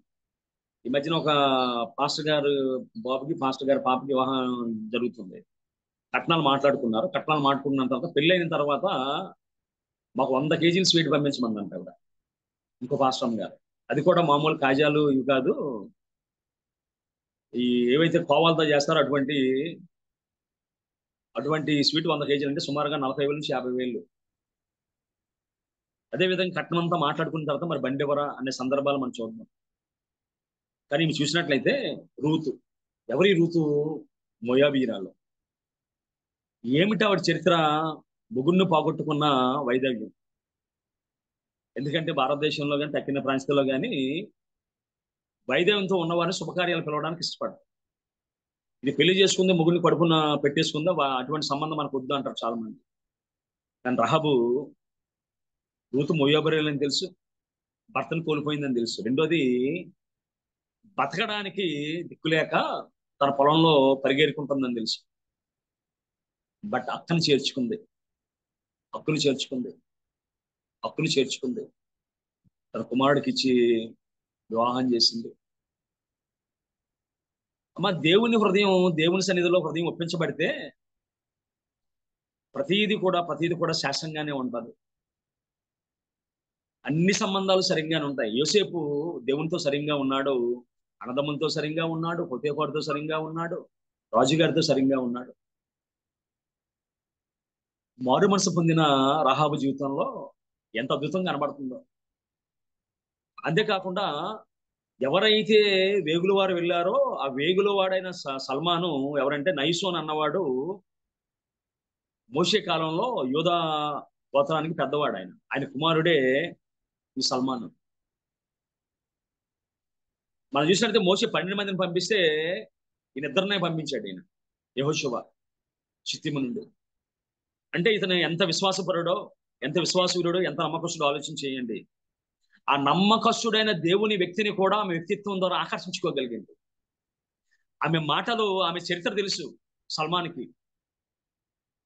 ఒక ఆయన అంటాడు, సల్మాన్ అంటమా ఆమె గతాన్ని చూసి పెళ్లి చేసుకోలేదంట, ఆమె వర్తమానాన్ని చూసి పెళ్లి చేసుకున్నాడటమ్మా. ఆమె వర్తమానం చూసి పెళ్లి చేసుకున్నాడట. అంతేకాకుండా he was the redeemer of Canaanite woman, a prostitute. Boaz redeemed Moab woman. Jesus Christ redeemed all nations, all generation from this sin. యేసుక్రీస్తుడమ్మా ప్రతి జాతిలో ప్రతి వంశంలో ఎవరైతే దేవుని యందు భయభక్తులు కలిగి ఉంటారో ప్రతి ఒక్కరిని విడుదల చేశాడమ్మా. పాపం నుంచి శాపం నుంచి విడుదల కలుగు చేశాడమ్మా. ఆ శాపగ్రస్తమైన దేశంలో బోయాజు లాంటి భక్తి పరులు పుట్టారు. అక్కడి నుంచి వచ్చారు వాళ్ళు. నాకు అర్థం కాని విషయం ఏంటంటే, క్రైస్తవ కుటుంబంలో పుట్టి సండే స్కూల్కి వెళ్ళి యత్న సమాజంలో పెరిగి వాక్యంలో పెరిగి సహవాసంలో పెరిగి అపోస్తులు బోధ యందు పెరిగి అన్ని పెరిగిన మనం మన పిల్లల్ని ఈ విధంగా మనం దేవుని భక్తిలో పంచలేకపోతున్నాం. రహాబు ఏ విధంగా పంచగలిగింది? ఏ భక్తిని చూపించింది? ఏ మాదిరి చూపించింది? ఏ విశ్వాసాన్ని చూపించింది? ఆమె ఎరుకో పట్టణం నుండి చూసిందంతే. ఎవరు ఇష్టం లేని వాడు చెప్పిన 2 మాటలు ఆమె దగ్గర సుఖం కోసం వచ్చింది. మరి సుఖం కోసం వచ్చిన వ్యక్తులను ఎవరిని అడిగిందో, అయ్యా ఎవరాలు ఏంటి వారి చరిత్ర అని అవన్న మనం చూసినట్లయితే యోనాకి నినివే పట్టణాన్ని సువార్త ప్రకటించడం ఇష్టం లేదు. సో ఇష్టం లేని వ్యక్తి సువార్త ప్రకటిస్తే వారు గోని పట్ట కట్టుకుని 40 దినాలు ఉపవాసం ఉండి దేవుని చంద్రుడు రక్షించబడ్డారు. పాపం చేయడానికి వచ్చిన వ్యక్తులు పరిశుద్ధుని కోసం చెప్తే ఆ పరిశుద్ధుని కోసం విని తన జీవితాన్ని పరిశుద్ధపరుచుకుంది రహబ్ అనే వేశ్య. అంతేకాకుండా జీవితాన్ని చూసినట్లయితే దేవుడు ఆమె పట్ల ఎంత గొప్ప ప్రణాళిక కలిగి ఉన్నాడో మనం చూసినట్టు యెహోషువ గ్రంథాన్ని చూసినట్లయితే అక్కడ రాయబడ్డ మాట మనం పరిశీలన చేసినట్లయితే ఎరికో గోడలన్నీ కూలిపోయాయి. చూద్దాం ఒకసారి యెహోషువ గ్రంథం 6వ అధ్యాయంలో మనం చూసినట్లయితే 20వ వచనం. యాజకులు బోర్ల పోదగా ప్రజలు కేకలు వేసి బోర్లతో విన్నప్పుడు ప్రజలు ఆర్భాటంగా కేకలు వేయగా ప్రాకారం కూలేను. ప్రజలందరూ తమ తమ ఎదుటి చక్కగా పట్టణం ప్రాకారం ఎక్కి పట్టణం పట్టుకున్నది. వారు పురుషులనేమి స్త్రీలనేమి చిన్నవారి పెద్దవారిని అందరినీ ఎద్దులను గొర్రెలను గాడిదలను పట్టణంలో సమస్తము కత్తిగా సంహరించారు. అయితే యెహోషువ ఆ వేశ్య ఇంటికి వెళ్ళి మీరు ఆమెతో ప్రమాణము చేసినట్లు ఆమెకు ఆమె కలిగిన వారు అందరినీ అక్కడ తోడుకుని రండి అని దేశం వేగుచూచిన వారి ఇద్దరు మనుషుల్ని పంపగా వేగులు వారైన మనుషులు పోయి రహాబును ఆమె తండ్రిని ఆమె తల్లిని ఆమె సహోదరులను ఆమె కలిగిన వారు అందరినీ వెలుపల తోడుకొని వచ్చింది. ఆమె ఇంటి వారిని అందరినీ వారు వెలుపల తోడుకొని వచ్చి ఇశ్రాయేలు పాలెం వెలుపల వారిని నివసింప ప్రాకారం అంతా కూలిపోయింది. ఆమె ఏ ప్రాకారం మీద ఇల్లు కట్టుకుందో ఆ ఇల్లు కూలిపోలేదట. ప్రాకారం అంతా కూలిపోయింది. ఎరుకో పట్టణం గోడలన్నీ కూలిపోయాయి. కానీ ఏ ప్రాకారం మీద ఇల్లు కట్టుకుందో ఆ ప్రాకారం కూలిపోలేదంట. ఆ ఇంటికి వెళ్ళి వారు ఆమెని తోడుకొని వచ్చినట్టుగా వాక్యం సెలవిస్తుంది. జీవితాన్ని మార్చుకున్న వ్యక్తిని చూసి ప్రారంభంలో చెప్పాను, దేవుడు పక్షపాతి కాడు. ఎవరైతే నిజంగా ఉంటారో దేవుడికి నీ గతం అనవసరం అమ్మా. Every Saint have a past, every sinner have a future అంటాడు ఒక ఆయన. ఎవరైతే పాపంతో ఉన్నారో వారు బయటకు వస్తానంటే దేవుడు కాదని చెప్పడమ్మా. నా ఎద్దకు వచ్చి వాడిని ఎంత మాత్రం బయటకు నేను త్రోసివేయను. మనం చూసినట్లయితే దేవుడు తన యొద్దకు వచ్చే పాపుల్ని డీల్ వెరీ జెంటిల్. కోర్టులో కానీ పోలీస్ స్టేషన్లో కానీ వ్యభిచారం చేయబడి వస్తే ఎలా చేశారు ఏం చేశారని చెప్పి వారిని చాలా ఇబ్బంది పెడుతూ ఉంటారు, నిర్దోషుల్ని. కానీ దేవుడు దోషుల్ని కూడా how gently God deals with them, మళ్ళీ అందరూ అలాగే డీల్ చేశాడు. సమరస్థితితో అమ్మా సత్యమే చెప్పింది, ఇప్పుడు ఉన్నవాడు కూడా నీవాడు పాడన్నాడు. నీ గతం ఏంటి, నీ చరిత్ర ఏంటి అని అడగలే. వ్యభిచారంలో పట్టబడి స్త్రీని అమ్మ వారు నీకేమీ చేయలేదా, నేను కూడా ఏమి చేయను, నువ్వు సమాధానం కలదానే పొమ్మన్నాడు. కానీ ఎందుకు చేసావు అన్న మాట కూడా ఆయన అనలే. ఇక సల్మాన్ కూడా ఆమె గతం కోసం ఎప్పుడు కూడా ఆలోచన చేయలేదన్న. ఆమె విశ్వాసానికి కనుగొన్నాడు, విశ్వాసానికి అనుగుణంగా అండగా నిలిచాడు. వారిద్దరి విశ్వాసం ఇంకా బహుబలంగా విశ్వాసం గల బోయాజుని పుట్టించగలిగింది. రూతుని విశ్వాసంలో బలపరచగలిగింది. ఒక గొప్ప వంశం వల్ల పుట్టగలిగే యేసుక్రీస్తుకి ముంగుర్తుగా ఉన్న బోయాబు స్త్రీని రిడీమ్ చేశాడు, పాపం నుంచి రిడీమ్ చేశాడు ఆయన. అంతేగా ధర్మశాస్త్రాన్ని మళ్ళీ కూడా పాడు చేసి ధర్మశాస్త్ర ప్రకారంగానే చేశాడు ఆయన. నాకంటే సమీప బంధువుడు ఒకడు ఉన్నాడు నీకు, వాడు కాదంటే నేను తీరుస్తానని చెప్పి ఆయన ధర్మశాస్త్రాన్ని అందుకంటాడు. యేసుక్రీస్తు నేను ధర్మశాస్త్రం కొట్టువేలి నెరవేర్చడానికి వచ్చానంటాడు ఆయన. ఆయనకి చెక్కులు పన్ను కట్టమంటే చెక్కులు పన్ను కట్టాడు ఆయన. యేసుక్రీస్తు సిలువ వేస్తే రోమా యొక్క చట్టం ప్రకారం దానికి ఆయన అంగీకరించాడు ఆయన. అంతేకాకుండా మనం చూసినట్లయితే ఆమె ఇంటికి పొగరదారాన్ని కట్టమన్నారు. మనం చూసినట్లయితే 15వ అధ్యాయంలో మనం చూసినట్లయితే 2:15 14 చూద్దాం. నువ్వు మా సంగతి వెల్లడి చేయని యెడల మీరు చావుకున్నట్లు మీ ప్రాణము బదులుగా మా ప్రాణం ఇచ్చేదము. యెహోవా ఈ దేశం మాకు ఇచ్చినప్పుడు నిజంగా మేము ఉపకారం చేసిందండి. ఆమె ఇల్లు పట్టణపు ప్రాకారం మీద ఉండెను. ఆమె ప్రాకారం మీద నివసించినది కనుక త్రాడు వేసి కిటికీ ద్వారా వారిని దింపెను. అంతేకాకుండా 18వ వచనంలో నువ్వు మమ్మల్ని దించిన కిటికీకి ఎర్రని దారము కట్టి నీ తండ్రిని నీ తల్లిని నీ అన్నదమ్ములను నీ తండ్రి ఇంటి వారిని అందరూ ఇంట చేర్చుకోమని చెప్పిన 21వ వచనం చూసినట్లయితే అందుకు ఆమె మీ మాట చొప్పున జరుగును గాక అని చెప్పి వారిని వెళ్ళనంపెను. వారు వెళ్ళిన తరువాత ఆమె తొగరదారము మన కిటికీకి కూడా తన తొగరదారమును కిటికీకి కట్టిన రాయబడ్డది. మనం చూసినట్లయితే కిటికీ గుండా దించబడ్డవారు దావీదుని మేఘాలు దించింది. అదేవిధంగా పౌలుని 2 సందర్భాల్లో వాడు దించారు. ఆ దించిన వారి పేర్లు మనకి రాయబడలేదు, కానీ ఆ యొక్క వేగుల వారిని దింపిన ఆమె పేరు జీవగ్రంథంలో స్థిరస్థాయిగా ఉండిపోయింది, వంశావళిలో ఉండిపోయింది, విశ్వాస వీరుల జాబితాలో ఉండిపోయింది. అంతేకాకుండా మనం చూసినట్లయితే ఆ తొగరదారం అనేది అక్కడ మనం చూసినట్లయితే రాయబడ్డ మాట అంటే నీవు మమ్మల్ని దించిన ఈ కిటికీకి ఈ ఎర్రని దారం కట్టి ఒక ఎర్రని దారాన్ని ఇచ్చారు. ఇశ్రాయేలు పస్కా పండుగ ఆచరించినప్పుడు ఆ పొగరదారం వారి గృహాలు పట్టుకుని అలవాటు వారు.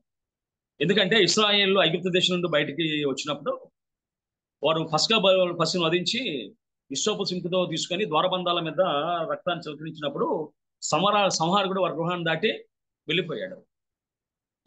ఒకవేళ ఐగుప్తు దేశంలో చూసిన తిరగని విశ్రవాడు మొదలుకొని ఐగుప్తు రాజు యొక్క సేవకుని కుమారు నుంచి రాజుగారి కుమారు వరకు ప్రథమ కుమారుడు చనిపోయాడు. దాని గుర్తుగా, ఎందుకంటే వీళ్ళు ఆ పస్కాను ఆచరించినప్పుడు చూసిందేమో తెలియదు, కానీ మనకి వెంటనే ఇమీడియట్లీ షీ టైడ్ ది ఆ తొగరదారాన్ని కట్టినప్పుడు ఆ తొగరదారం ఏం చేసిందంటే అది యెహోవా యొక్క ధ్వజం. అది ఈ మధ్యకాలంలో చూసినట్టే చాలా మంది గృహాల మీద జెండాలు, అదేవిధంగా గృహాలకి చాలా పేర్లు కొడుతూ ఉన్నారు. ఇది అటువంటిది కాదు, కానీ యేసు క్రీస్తు రక్తంలో కడగబడ్డ గృహం అని, రక్షణ గృహం అని ఆమె చాటుకోగలిగింది. యేసుక్రీస్తు రక్తానికి సాదృశ్యంగా ఉన్న తొగరదారాన్ని తన ఇంటికి పట్టుకోగలిగింది, తన కుటుంబాన్ని కాపాడుకోగలిగింది. మన వ్యక్తిగత జీవితంలో మన అన్నదమ్ములు అందరూ దేవుణ్ణి నమ్ముకున్నవారైనా, మన చుట్టాలు బంధువులు అందరూ దేవుణ్ణి నమ్ముకున్నవారైనా, అటువంటి ఆశ మన జీవితంలో కలిగి ఉందా? లేదు, ధనవంతుడి వల్ల చచ్చిపోతే కానీ అన్నదమ్ముల అక్కశీల రక్షణ మన జ్ఞాపకం రాదా? ఆమె తన ఇంటి వారిని అందరినీ కాపాడుకోగలిగింది, రక్షించుకోగలిగింది, గెలుచుకోగలిగింది. శాపంతో పాపంతో నశించిపోవలసిన లోకంలో వాగ్దాన దేశంలో వాగ్దానం చేయబట్టి వారు ప్రవేశించలేదు, ఒక యెహోషువ కాలేబులు తప్ప. ఆ ప్రయాణాన్ని ప్రారంభించిన మోషే కుటుంబం చేర్చుకోలేకపోయింది. కానీ ఆ వాగ్దత్త దేశంలో వాగ్దాన పుత్రుని పొందుకోగలిగే భాగ్యాన్ని రహబు తన జీవితంలో పొందుకోగలిగింది. గుండెలు కరగదీసుకుంది, హృదయాన్ని కరగదీసుకుంది, మనసును మార్చుకుంది. బైబిల్ చెప్తుంది, ఆయన నాకు వినబుద్ధి పుట్టించాను. దేవుని కోసం విన్నప్పుడు వినబుద్ధి పుట్టించింది. ఆమె చేస్తున్న వృత్తి వేరు, ఆమె ఉంటున్న పరిస్థితి వేరు. అయినప్పటికీ అపవిత్రమైన స్థలంలో పవిత్రమైన వాక్యాన్ని వినగలిగింది. ఆ విన్న వాక్యం ఆమె జీవితాన్ని మార్చగలిగింది. ఇంటి వాళ్ళ విశ్వాసం కలుగు, ఇంటి క్రీస్తు కూర్చున్న మాట వల్ల కలిగింది అన్నట్టుగా ఆమె జీవితాన్ని ఒక్క మాట సరిపోయింది. బైబిల్లో చాలాసార్లు నాకు ఆశ్చర్యంగా ఉంటుంది, ఆ చిన్న చిన్న మాటలు వారి జీవితాన్ని మార్చేసే. అమ్మ, వారు ఏమీ నీకు చేయలేదా, ఇక నువ్వు పాపం చేయకన్నా ఒక్క మాట వేసి జీవితాన్ని మార్చేసింది. జకరయ్య త్వరగా దిగిరా, నీ ఇంటిని ఉండవలసి ఉన్నది అన్న మాట పొడి జక్కయ్య జీవితాన్ని మార్చేసింది. అమ్మ, నువ్వు సత్యమే చెప్పితివి అని ఒక మాట సమరసి జీవితాన్ని మార్చేసింది. మన చిన్నప్పటి నుంచి వాక్యంలో ఉన్నాం, వాక్యంలో పెరిగాం, మన ఎందుకు మన జీవితాలు మారడం లేదు?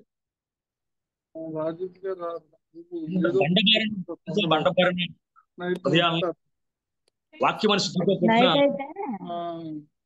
బండబారిన హృదయాన్ని వాక్యం శుద్ధితో కొట్టినా మనకు కరగలేదు, కానీ ఆమె ఉన్న వాక్యంతో గుండెలు కరగదీస్తుందట. అపోస్తలుడైన పౌలు కోసం మనం చెప్పబడితే విన్న మాటలు, కూతురులను దెయ్యం పడితే ఆ హృదయం వ్యాఖ్యలు పడ్డారు. విగ్రహాలతో కూడిన ఏదెన్స్ పట్టణాన్ని చూస్తే పరితాపం పట్టలేకపోయాడు. రాత్రి వెళ్ళవలసి ఉండి రాత్రి విస్తరించి మాట్లాడాడట. రహబు అనే వేశ్య వాళ్ళ హృదయాన్ని కరిగించుకునే పరిస్థితులు మనకి కనబడుతూ ఉన్నాయా? కుటుంబాన్ని రక్షించుకునే పరిస్థితులు మన జీవితంలో కనబడుతూ ఉన్నాయా? అన్నిటికన్నా ప్రాముఖ్యంగా మన బిడ్డలు మనకంటే భక్తిపరులుగా ఉన్నారా లేదా, మన పిల్లలు మనకంటే భక్తిపరులుగా ఉన్నారా లేదా ఒకసారి ఆలోచన చేసుకోవాలి. నాజీరు చేయబడ్డ సంసోను పాపంలో మునిగిపోయి పాపంలోనే జీవితాన్ని చాలించవలసి వచ్చింది. దావీదు కుటుంబం అంతా కూడా భక్తిపరులైన కుటుంబమే. అంతేకాకుండా దేవుని అభిషేకం దావీదు ముందు, సౌలు మీద అభిషేకం ఉంది, కానీ వారి విధంగా పెరగలేక, వాగ్దానం లేని, అభిషేకం లేని, వాక్యం లేని, ఏమీ లేని, సాక్ష్యం లేని వ్యక్తి తన జీవితాన్ని ఎంత అద్భుతంగా మలుచుకుంది, ఎంత అద్భుతంగా మలుచుకుంది, ఎంత అద్భుతంగా మలుచుకుందో.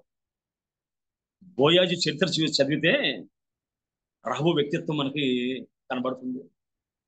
బోయాజు వ్యక్తిత్వాన్ని పరిశీలన చేస్తే ఎలా వచ్చింది ఆ యవనస్తుడికి అంత భక్తి, ఎలా వచ్చింది ఆ దానగుణం, ఎలా వచ్చింది ఆ కనికరం, ఎలా వచ్చింది ఆ కంపేషన్, ఎలా వచ్చింది పనివారి పట్ల ఆయనకున్న విధేయత, పనివారి పట్ల ఆయన చూపెడుతున్న మర్యాద, ఎలా వచ్చింది ఒక విధురాల పట్ల ఆయన ప్రవర్తిస్తున్న తీరు, ఎలా వచ్చింది అర్ధరాత్రి ఒక ఆడపిల్లతో దేవుని కోసం మాట్లాడే వ్యక్తిత్వం, ఎలా వచ్చింది తనకు తెలిసిన విషయాన్ని భుజాన వేసుకొని పరిష్కారం చేయగలిగే మనస్సు. ఆమె భర్త చనిపోయాడు, ఆమె చేసుకుంటే, ఒకవేళ మనం భారతదేశ చరిత్రగా చూసినట్లయితే ఆ భారతం 18 పర్వాలు, అందులో నన్నయ్య అనేవాడు 2.5 పర్వాలు రాశాడు. దాని తర్వాత రాసిన తిక్కన ఆ అరపర్వాన్ని రాయకుండా 15 పర్వాలు రాశాడు. సో అందులో చివరికి ఒకటి ఉండిపోయింది.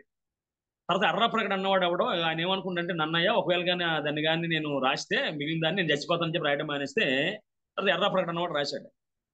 అదేవిధంగా ఇక్కడ చూసినట్లయితే ఒకవేళ చనిపోయాడు భర్త, సో భర్తని కడుపున పెట్టుకున్నదాయి ఒకవేళ చేసుకుంటే నా జీవితం ఏమవుద్ది అని అనుకో, మహల్లోనూ భార్య అయిన రూతుని చేసుకుంటే నా జీవితం ఏమైపోద్దని ఆయన ఆలోచించలేదు, తల్లి కూడా ఆలోచన చేయలేదు, కానీ విశ్వాసంతోనే ముందుకెళ్ళిపోయారు. రెండోది ఆ వ్యవహారం వలన మనం చూసినట్లయితే బోయాజుకి కానీ, అదేవిధంగా ఒకవేళ రహాబు కానీ కలిసి వచ్చేది ఏం లేదు. బట్ అయినప్పటికీ ఏదైతే దేవుని యొక్క మనస్సు, దేవుని యొక్క హృదయం ఉందో అది పనిచేయడం ప్రారంభించింది. వారి హృదయం మారిపోయింది, వారి జీవితం మారిపోయింది.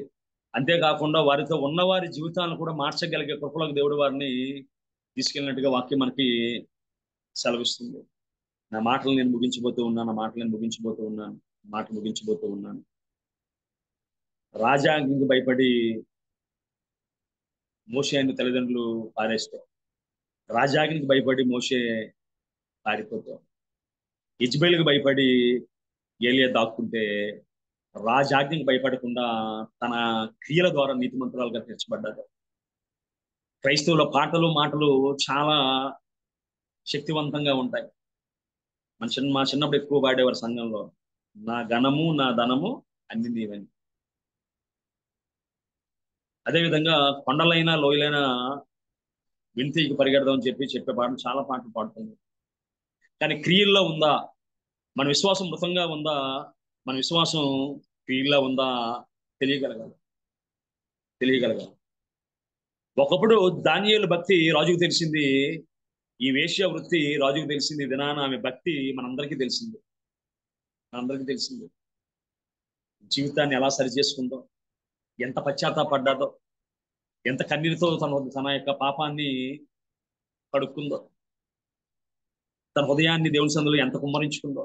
బైబిల్లో మనకు ఒక మాట ఉంది, యేసుక్రీస్తు కాలంలో ఒక పాపాత్ముడు యేసుక్రీస్తు దగ్గరికి వచ్చి కన్నీటితో ఆయన పాదాలు కడిగి అని చెప్తున్నప్పుడు ఒక మాట అంటాడు ఆయన, ఆమె విస్తారంగా ప్రేమించింది కాబట్టి ఆమె విస్తార పాపములు క్షమించబడింది. మనం చూసినట్లయితే లోకాసు వార్తలో కానీ మనం చూసినట్లయితే 47వ వచనంలో అంటాడు ఆయన, అదే 45 నుంచి చదువుతున్నాను, 44 నుంచి. ఆ స్త్రీ వైపు తిరిగి సీమోనుతో ఇట్లన్నాను, ఆ స్త్రీని చూచున్నావే, నేను నా ఇంటిలోనికి రాగా నువ్వు నా పాదములకు నిలియలేదు, కానీ ఆమె కన్నీరుతో నా పాదములను తడిపి తన తల వెంట్రుకలతో తుడిచెను.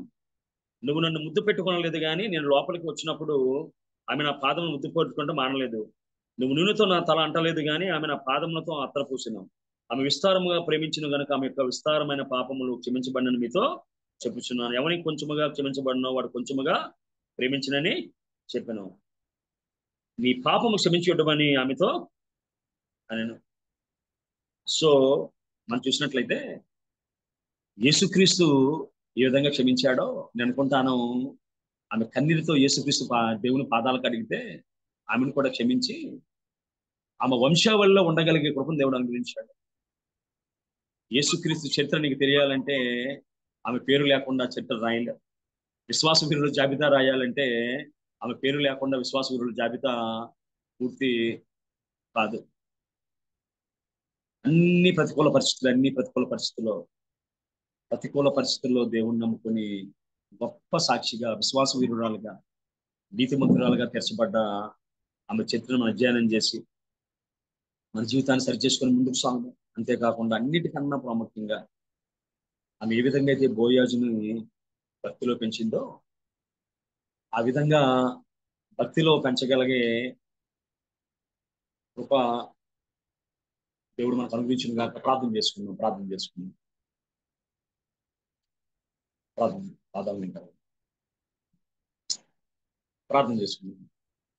పాదాలనే కడగనా, యేసు పాదాలనే కడగనా, యేసయ్య పాదాలనే పశ్చాత్తాపంతో కన్నీటితో పరుగుదాం విధానాన యేసు పాదాలనే తన ఎద్దకు వచ్చేవాడిని బయటికి తోసివేయని దేవుడు ఆయన.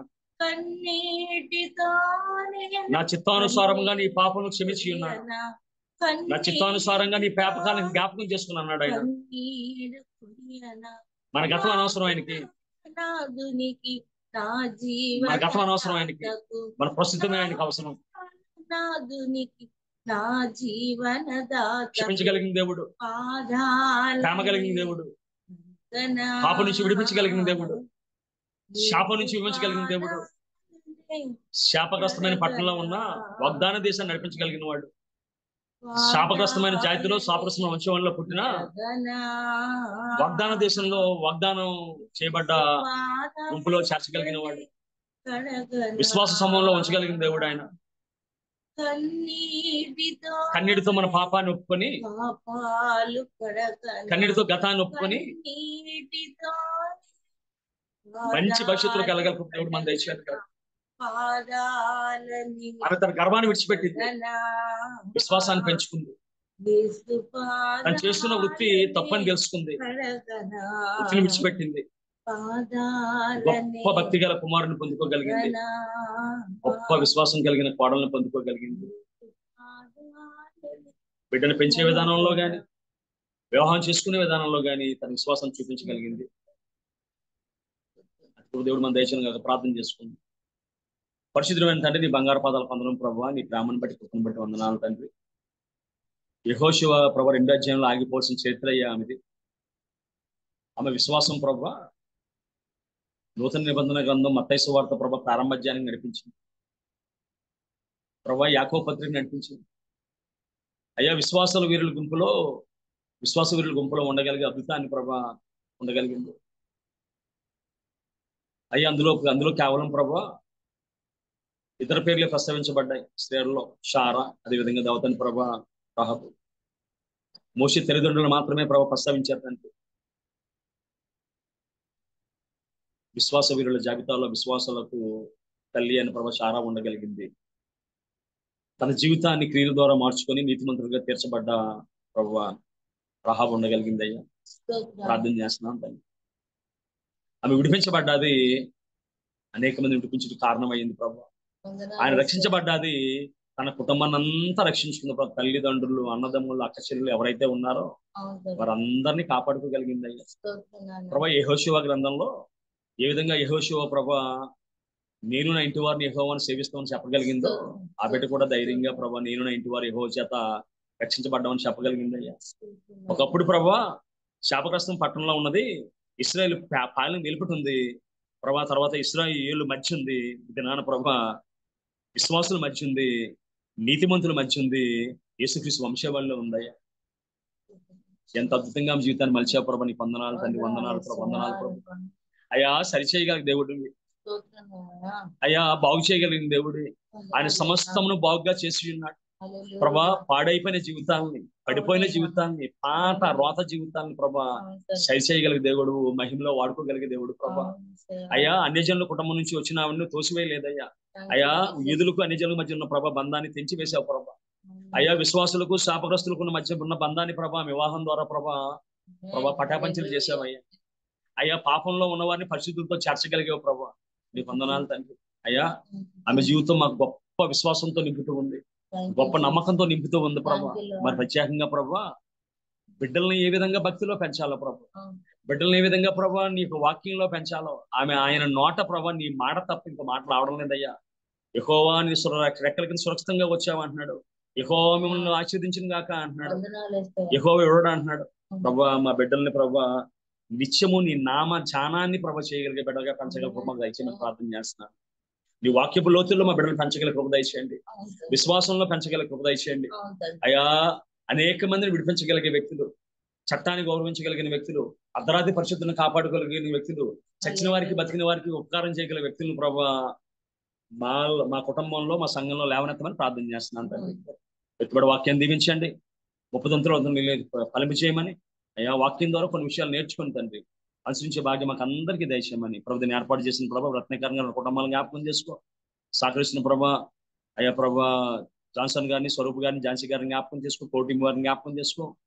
ప్రార్థన చేస్తున్న తల్లుల్ని, విశ్వాస వీరుల్ని ప్రభా ప్రతి ఒక్కరిని పేరు పెట్టి దీవించమని సహాయం చేయమని ఈ చిన్న ప్రార్థన మా ప్రభును పీకుమాడైన యేసుక్రీస్తు దివ్యనామమున వేడుకుంటున్నాం పరమ తండ్రి. ఆమేన్. అందరికీ వందనాలండి. ఆమేన్ ఆమేన్. హల్లెలూయా. Praise the Lord. Thank you so much అయ్య గారు. మరి చక్కని వివరాలతో రాహాబ్ జీవితం ద్వారా దేవుడు మా అందరితో మాట్లాడారు. నమ్ముతున్నాము, దీవించబడ్డాము. సహవాసంతో మీకు ప్రత్యేక వందనలు తెలియజేస్తున్నాం అయ్య గారు. దేవుని నామముకు మహిమ కలిగినాక. Praise the Lord. హల్లెలూయా. మరి ప్రార్థన చేసుకొని ముగించుకుందామండి. ఈ మధ్యలో పాస్టర్ విజయ్ కుమార్ అయ్య గారు మీరు ముగింపు ప్రార్థన, పరలోక ప్రార్థన ఆశీర్వాదం కోరుచున్నాం. తమ్ముడు ఒక ప్రేయర్ రిక్వెస్ట్. మన గ్రూప్ లో విమలా కొప్పుల గారు మెసేజ్ పెట్టారు. అవును. తను ఎద్దనపూడిలో ఉంటారు, గురుకుల పాఠశాలలో. వాళ్ళ హాస్టల్లో చదివే ఒక పాపకి ఈ రోజు ఆపరేషన్ ఉంది తమ్ముడు. పాప 7th క్లాస్ చదువుతుంది.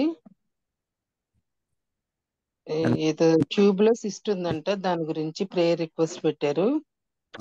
ఆపరేషన్ లో దేవుడి తోడు ఉండాలని, అది కూడా యాడ్ చేయండి. ఓకే, ప్రార్థన చేయండి అయ్యారు. ప్రార్థన చేసుకుందామండి. మహోన్నతుడ, సర్వాధికారి, సకల ఆశీర్వాదాలకు కారణభూతుడు అయిన మా తండ్రి, మరి తండ్రి తృణీకరించబడిన వారిని, ఎన్నిక లేని వారిని ప్రేమించేటువంటి గొప్ప మనస్తత్వం కలిగిన దేవానికి వందనాలు.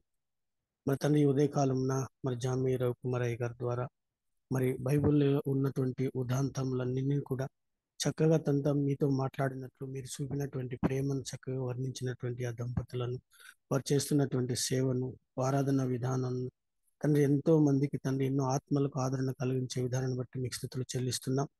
ఈ ఉదయకాలంలో తండ్రి ఆయన మాట్లాడటం ద్వారా మాలో కూడా మరి అనేక సంగతులు తండ్రి మీరు మాకు వివరం తెలియజేశారు. మరి ముఖ్యంగా ప్రాముఖ్యంగా రాహాబు అనేటువంటి మరి వేశ్యను మీరు ముందుకు తీసుకుని వచ్చి ఉన్నారు. మరి తనను ప్రేమించినటువంటి భర్త మరి నీ యొక్క గతాన్ని బట్టి కాదు కానీ వర్తమానాన్ని బట్టి నేను ప్రేమిస్తున్నానని చెప్పేటువంటి ఒక ధైర్యంను, మరి సమాజం ఏమనుకుంటుందో, ఎలాంటి పరిస్థితులు జరుగుతాయి అనేటువంటి ఇది లేకుండా నమ్మకంతో ఆ కార్యం చేయటం వలన తండ్రి ఆమెకు మళ్ళీ బైబిల్ గ్రంథంలో తండ్రి మా ప్రభువు వారు మరి జన్మించేటువంటి ఒక ఆధారముగా మరి తండ్రి ఒక విధానంలో అలాంటి స్త్రీలను మీరు నడిపించినట్లుగా మేము చూస్తున్నాం. మరి తండ్రి మరి పురుష ఆధిక్యతను తీసివేసి స్త్రీల ఆధిక్యతను మీరు తీసుకొని వచ్చినారు. మరి తండ్రి ఘనురాల దయాప్రాప్తురాల అని మరియమ్మతో మాట్లాడినారు. మరి తండ్రి మీరు తండ్రి మీ పక్షాన నీతిగా యథార్థంగా ప్రవర్తించే వారి పట్ల పక్షపాతం లేనటువంటి ప్రేమను చూపేవారని ఈ యొక్క మాటల ద్వారా మేము గ్రహించగలిగి ఉంటున్నాం. కనుక మా నిజ జీవితాల్లో తండ్రి మేము నటించేవారుగా ఉండకుండా జీవించేవారుగా ఉండాలని కోరుతున్నారు తండ్రి. మరి వాగ్దానం లేకపోయినా, ఆధారం లేకపోయినా, కేవలం ఆమె వినిన మాటలను బట్టి మీ స్థితిని గ్రహించగలిగి ఉంటున్నది. ఈరోజు తండ్రి మీతో మేము సహవాసం చేస్తూ ఎన్నో విషయాలను అనుభవిస్తూ కూడా స్పర్శ లేని వారుగా మరి ఉంటున్నాం తండ్రి. ఇశ్రాయేల్ ప్రజల్లో కూడా ఎంతో మంది ఘనులు కూడా అలాంటి ఒక విశ్వాసం లేదని అయ్యగారి ద్వారా మీరు చక్కగా మాకు వివరించారు. మరి తండ్రి ఈరోజు ఆమెను ముందు పెట్టి మరి యాకోబు రాసినటువంటి పుస్తకంలో ఆమె తండ్రి చేసినటువంటి ఒక క్రియను బట్టి, ఒక మాటను మరి యాకోబు గారు మాట్లాడుతున్నారు తండ్రి. ప్రాణం లేని శరీరం ఎలాగ మృతమో విశ్వాసం లేని క్రియ లాంటిదే అని ఆమెను జ్ఞాపం చేసినైనా మీ సన్నిధిలో తండ్రి ఆమెను హెచ్చించి ఉంటున్నారు. కనుక తండ్రి, ఈ లోకంలో మేము ఏమై ఉన్నామో, ఎలాంటి వారమో మీకు బాహాటముగా తెలుసునైనా మా నీతిని కనపరచుటకు, మా యొక్క పరిశుద్ధతను కనపరచుట కాదు కానీ మీ యందు మా స్థితిని కనపరచుకోవడానికి మేము ఆతృపడాలని హెచ్చరించిన విధి విధానానికే మీకు స్తుతులు స్తోత్రాలు చెల్లిస్తుంటున్నాం. మరి తండ్రి, అయ్యగారి పరిచర్యను ఆశీర్వదించండి. వారి నోటి ద్వారా బయలుపడుతున్నటువంటి మాటలు ఎంతో మంది వింటున్నారు. ఆ మాటల ద్వారా అనేకుల్లో తండ్రి మరి నిజమైనటువంటి చురుకుదనాన్ని, హెచ్చరికను, మెలకును దయచేసి ఆత్మలకు ఆదరణ కలిగించమని వేడుకుంటున్నాం. ఈ రోజు కూడి వచ్చినటువంటి ప్రతి వారు కూడా ఈ మాటలు విని ఉంటున్నాం. కూడినటువంటి వారిలో ఘనులు ఉన్నారు, సామాన్యులు అందరూ ఉన్నారు తండ్రి. మేమందరం కూడా మీ దృష్టిలో మీ ప్రియబిడ్డలమే తండ్రి. మమ్మల్ని ప్రేమించినందుకే ఇలాంటి ఒక మంచి మాటలు మాతో మీరు మాట్లాడుతున్నారు. నేను శిక్షించే విషయంలో మీకు ప్రేమ ఉండదు, కానీ ఒక ఉగ్రత ఉంటున్నది. రోషాగ్ని, కోపాగ్ని, నిత్యాగ్ని కలిగిన దేవుడు అయితే తండ్రి, మమ్మల్ని ప్రేమిస్తున్నారు కనుక ఇలాంటి హెచ్చరికల ద్వారా మీ యొక్క రూపాంతరం చెందాలని, మీకు అనుకూలంగా ఉండాలని మరి మీరు మాట్లాడుతున్నందుకే స్తోత్రాలు చెల్లిస్తుంటున్నాం తండ్రి. మరి ఈరోజు మరి 7వ తరగతి చదువుతున్నటువంటి అమ్మాయి విషయంలో ఆపరేషన్ జరుగుతుండగా మేడం గారు తండ్రి రిక్వెస్ట్ చేసి ఉంటుండగా తండ్రి, మరి తండ్రి ప్రార్థన రిక్వెస్ట్ అనగా తండ్రి, అది మీ యొక్క సహాయం తండ్రి. మీ సహాయం ఎప్పుడు కూడా అది విఫలం కాదు కనుక ఆ బిడ్డను మరి జ్ఞాపం చేసుకోండి. ఆపరేషన్ సక్సెస్గా ఉండి తను కలిగినటువంటి ఆ యొక్క అస్వస్థతని పరిపూర్ణ శుద్ధతను, పరిపూర్ణ ఆరోగ్యాన్ని ప్రసాదించి మీ కృపలో దీవించమని వేడుకుంటున్నాం. అలాగే తండ్రి, ఆమె కోరిన మరి ఆ యొక్క మనవిని మీరు అంగీకరించినందుకు స్తుతులు చెల్లిస్తుంటున్నాం. ఆ బిడ్డ జరుగుతున్నటువంటి ఆపరేషన్లో మీరు తోడుగా ఉన్నందుకు మీకు స్తుతులు చెల్లిస్తున్నాం తండ్రి. ఇదిగో నేను ఉన్నవాడును అన్నవాడును అని చెప్పి ఉంటున్నారు. మరి మత్తయి సువార్తలో సదాకాలం మీతో ఉంటున్నాను అంటున్నాడు. మమ్మల్ని విడిచి మీరు ఎక్కడా వేరుగా లేరు, కానీ మేము ఎన్నోసార్లు తండ్రి మిమ్మల్ని విడిచి రకరకాలుగా మేము వేరుగా జీవిస్తుంటున్నాం. అయినప్పటికీ తండ్రి, మీ ప్రేమ మమ్మల్ని ఆవరిస్తూ, మీ వాత్సల్యతతో మమ్మల్ని బంధిస్తూ, మీ యొక్క అనురాగమైనటువంటి అనేక విషయాలు మాకు ప్రబోధిస్తున్నందుకై స్తుతులు చెల్లిస్తున్నాం తండ్రి. ఈ ఉదయాన్ని ఆశీర్వదించి మీరు మాకు ఇచ్చినందుకై స్తోత్రాలు చెల్లిస్తుంటున్నాం. అదే తండ్రి, అదేలాగనే ఈ జూమ్ మీటింగ్లో పెద్దలు తండ్రి, ఈ కోరు యొక్క టీము వారిని తండ్రి, పెద్దలు ఎవరైతే ఈ యొక్క ఆలోచన కలిగి మరి అనేకులకు మీ మాటలు చదివి చేయాలనేటువంటి ప్రయాసలో వారికి సమయాన్ని, ధనాన్ని, మరి పరిస్థితులను ఖర్చు పెడుతున్నారు తండ్రి. వారందరికీ కూడా ఆరోగ్యం, బలం, శక్తిని అనుగ్రహించండి. మరి తండ్రి, ఇలాంటి యొక్క మరి మీటింగ్లో అనేక మంది జూమ్ మీటింగ్లో జాయిన్ అవ్వడానికి కూడా మీ కృపను సహాయం దయచేయండి. అలాగే తండ్రి, ముఖ్యంగా మన తండ్రి ఇత్తబడుతున్నటువంటి ప్రతి మాట ఎంతో విలువైనవి తండ్రి. మీ మాటలు ఈ లోకంలో ఉన్నటువంటి 12 రాశుల కంటే విలువైనవి తండ్రి. బంగారు కంటే, వెండి కంటే మేలుమైనవి. మరి అగ్నికి కాలని వజ్రం కంటే కూడా అది విలువైనది కనుక మరి తండ్రి, మీ మాటలను మేము ఆధారం చేసుకొని జీవించేటువంటి అనుభూతులు మాకు అనుగ్రహించమని వేడుకుంటున్నాం తండ్రి. ఈ ఉదయాన్ని మాకు ఇచ్చి ఆశీర్వదించు చెల్లించుకుంటూ ఈ దీన ప్రార్థన మా ప్రభు, మా రక్షకుడు, మీ ప్రియకుమారుడైన యేసుక్రీస్తు యొక్క అతి శ్రేష్టమైన నామం నందు అడిగినవన్నీ పొందుచు యేసు నామములో అడిగి వేడుకుంటున్నాము తండ్రి. ఆమేన్. ఆమేన్. పరలోక ప్రార్థన చేసుకుందామండి. తండ్రి, పరలోకమందున్న మా తండ్రి, నీ తండ్రి, నామము నేను శుద్ధపరచబడిన గాక, నీ రాజ్యము వచ్చును గాక, వచ్చును గాక, నీ చిత్తం పరలోకమందులాగో భూమి అందు నెరవేరినట్టు భూమి యందు నెరవేరిన కాక మాకు నేడు మా మాకు కావలసిన కావలసిన ఆహారం ఆహారం మాకు దయచేయండి. దయచేయండి. మా ఆ ఎడల ఎడల అపరాధం చేసిన వారిని మేము క్షమించిన ప్రకారం అపరాధం క్షమించండి. తప్పించి ఎందుకంటే రాజ్యం, శక్తి, రాజ్యం, మహిమ బలం, నిత్యం నిరంతరం నిరంతరం మా నిరంతరం మీరే ఉన్నారు తండ్రి. ఆమేన్. ఆమేన్. ఆమేన్. అంతే ఆమేన్. ఆశీర్వదిస్తున్నామండి. మన తండ్రి అయినటువంటి దేవుని ప్రేమ, ప్రభువైన యేసుక్రీస్తు కృప, పరిశుద్ధాత్మ యొక్క అన్యోన్య సహవాసము చేరి వచ్చినటువంటి మనందరితోనూ, ఈరోజు ప్రత్యేకంగా ఆపరేషన్లో మరి పాల్గొంటున్నటువంటి బిడ్డతోనూ, అలాగే ఈరోజు మన యొక్క అయ్యగారు, అమ్మగారు ద్వారా ఇత్తబడినటువంటి ఆరాధన మాటలతోనూ తోడుగా ఉండి మనల్ని అనుదినము ఆయన కృపాక్షేమాలతో నడిపించి నిత్యము మనల్ని ప్రేమించి దీవించి ఆశీర్వదించును గాక. ఆమేన్. ఆమేన్. ఆమేన్. ఆమేన్. ఆమేన్. హల్లెలూయా. ఆమేన్. Lord. Thank you so much అయ్యారు. సహవాసం తరపున మీకు ప్రత్యేక వందనలు తెలియజేస్తున్నాము. మరి అలాగే ఈ రోజు బ్రదర్ జాన్ గారికి హార్ట్ బైపాస్ ఆపరేషన్ ఉంటుందని చెప్పారండి డాడీ. మరి అందరూ మన వ్యక్తిగత ప్రార్థనలో జ్ఞాపం చేసుకుందాం. కూడి వచ్చిన ప్రతి ఒక్కరికి పేరు పేరు వందనాలు తెలుస్తున్నామండి. ప్రతిరోజు లింక్ ద్వారా జాయిన్ అవ్వాల్సిన కోరుచున్నాము. రేపటి దినం తిరిగి కలుసుకుందామండి. మరొకసారి రవికుమార్ రాయ్ గారికి సహవాసం తరపున ప్రత్యేక వందనాలు తెలియజేస్తున్నామండి. అందరికీ వందనాలండి. Praise the lord.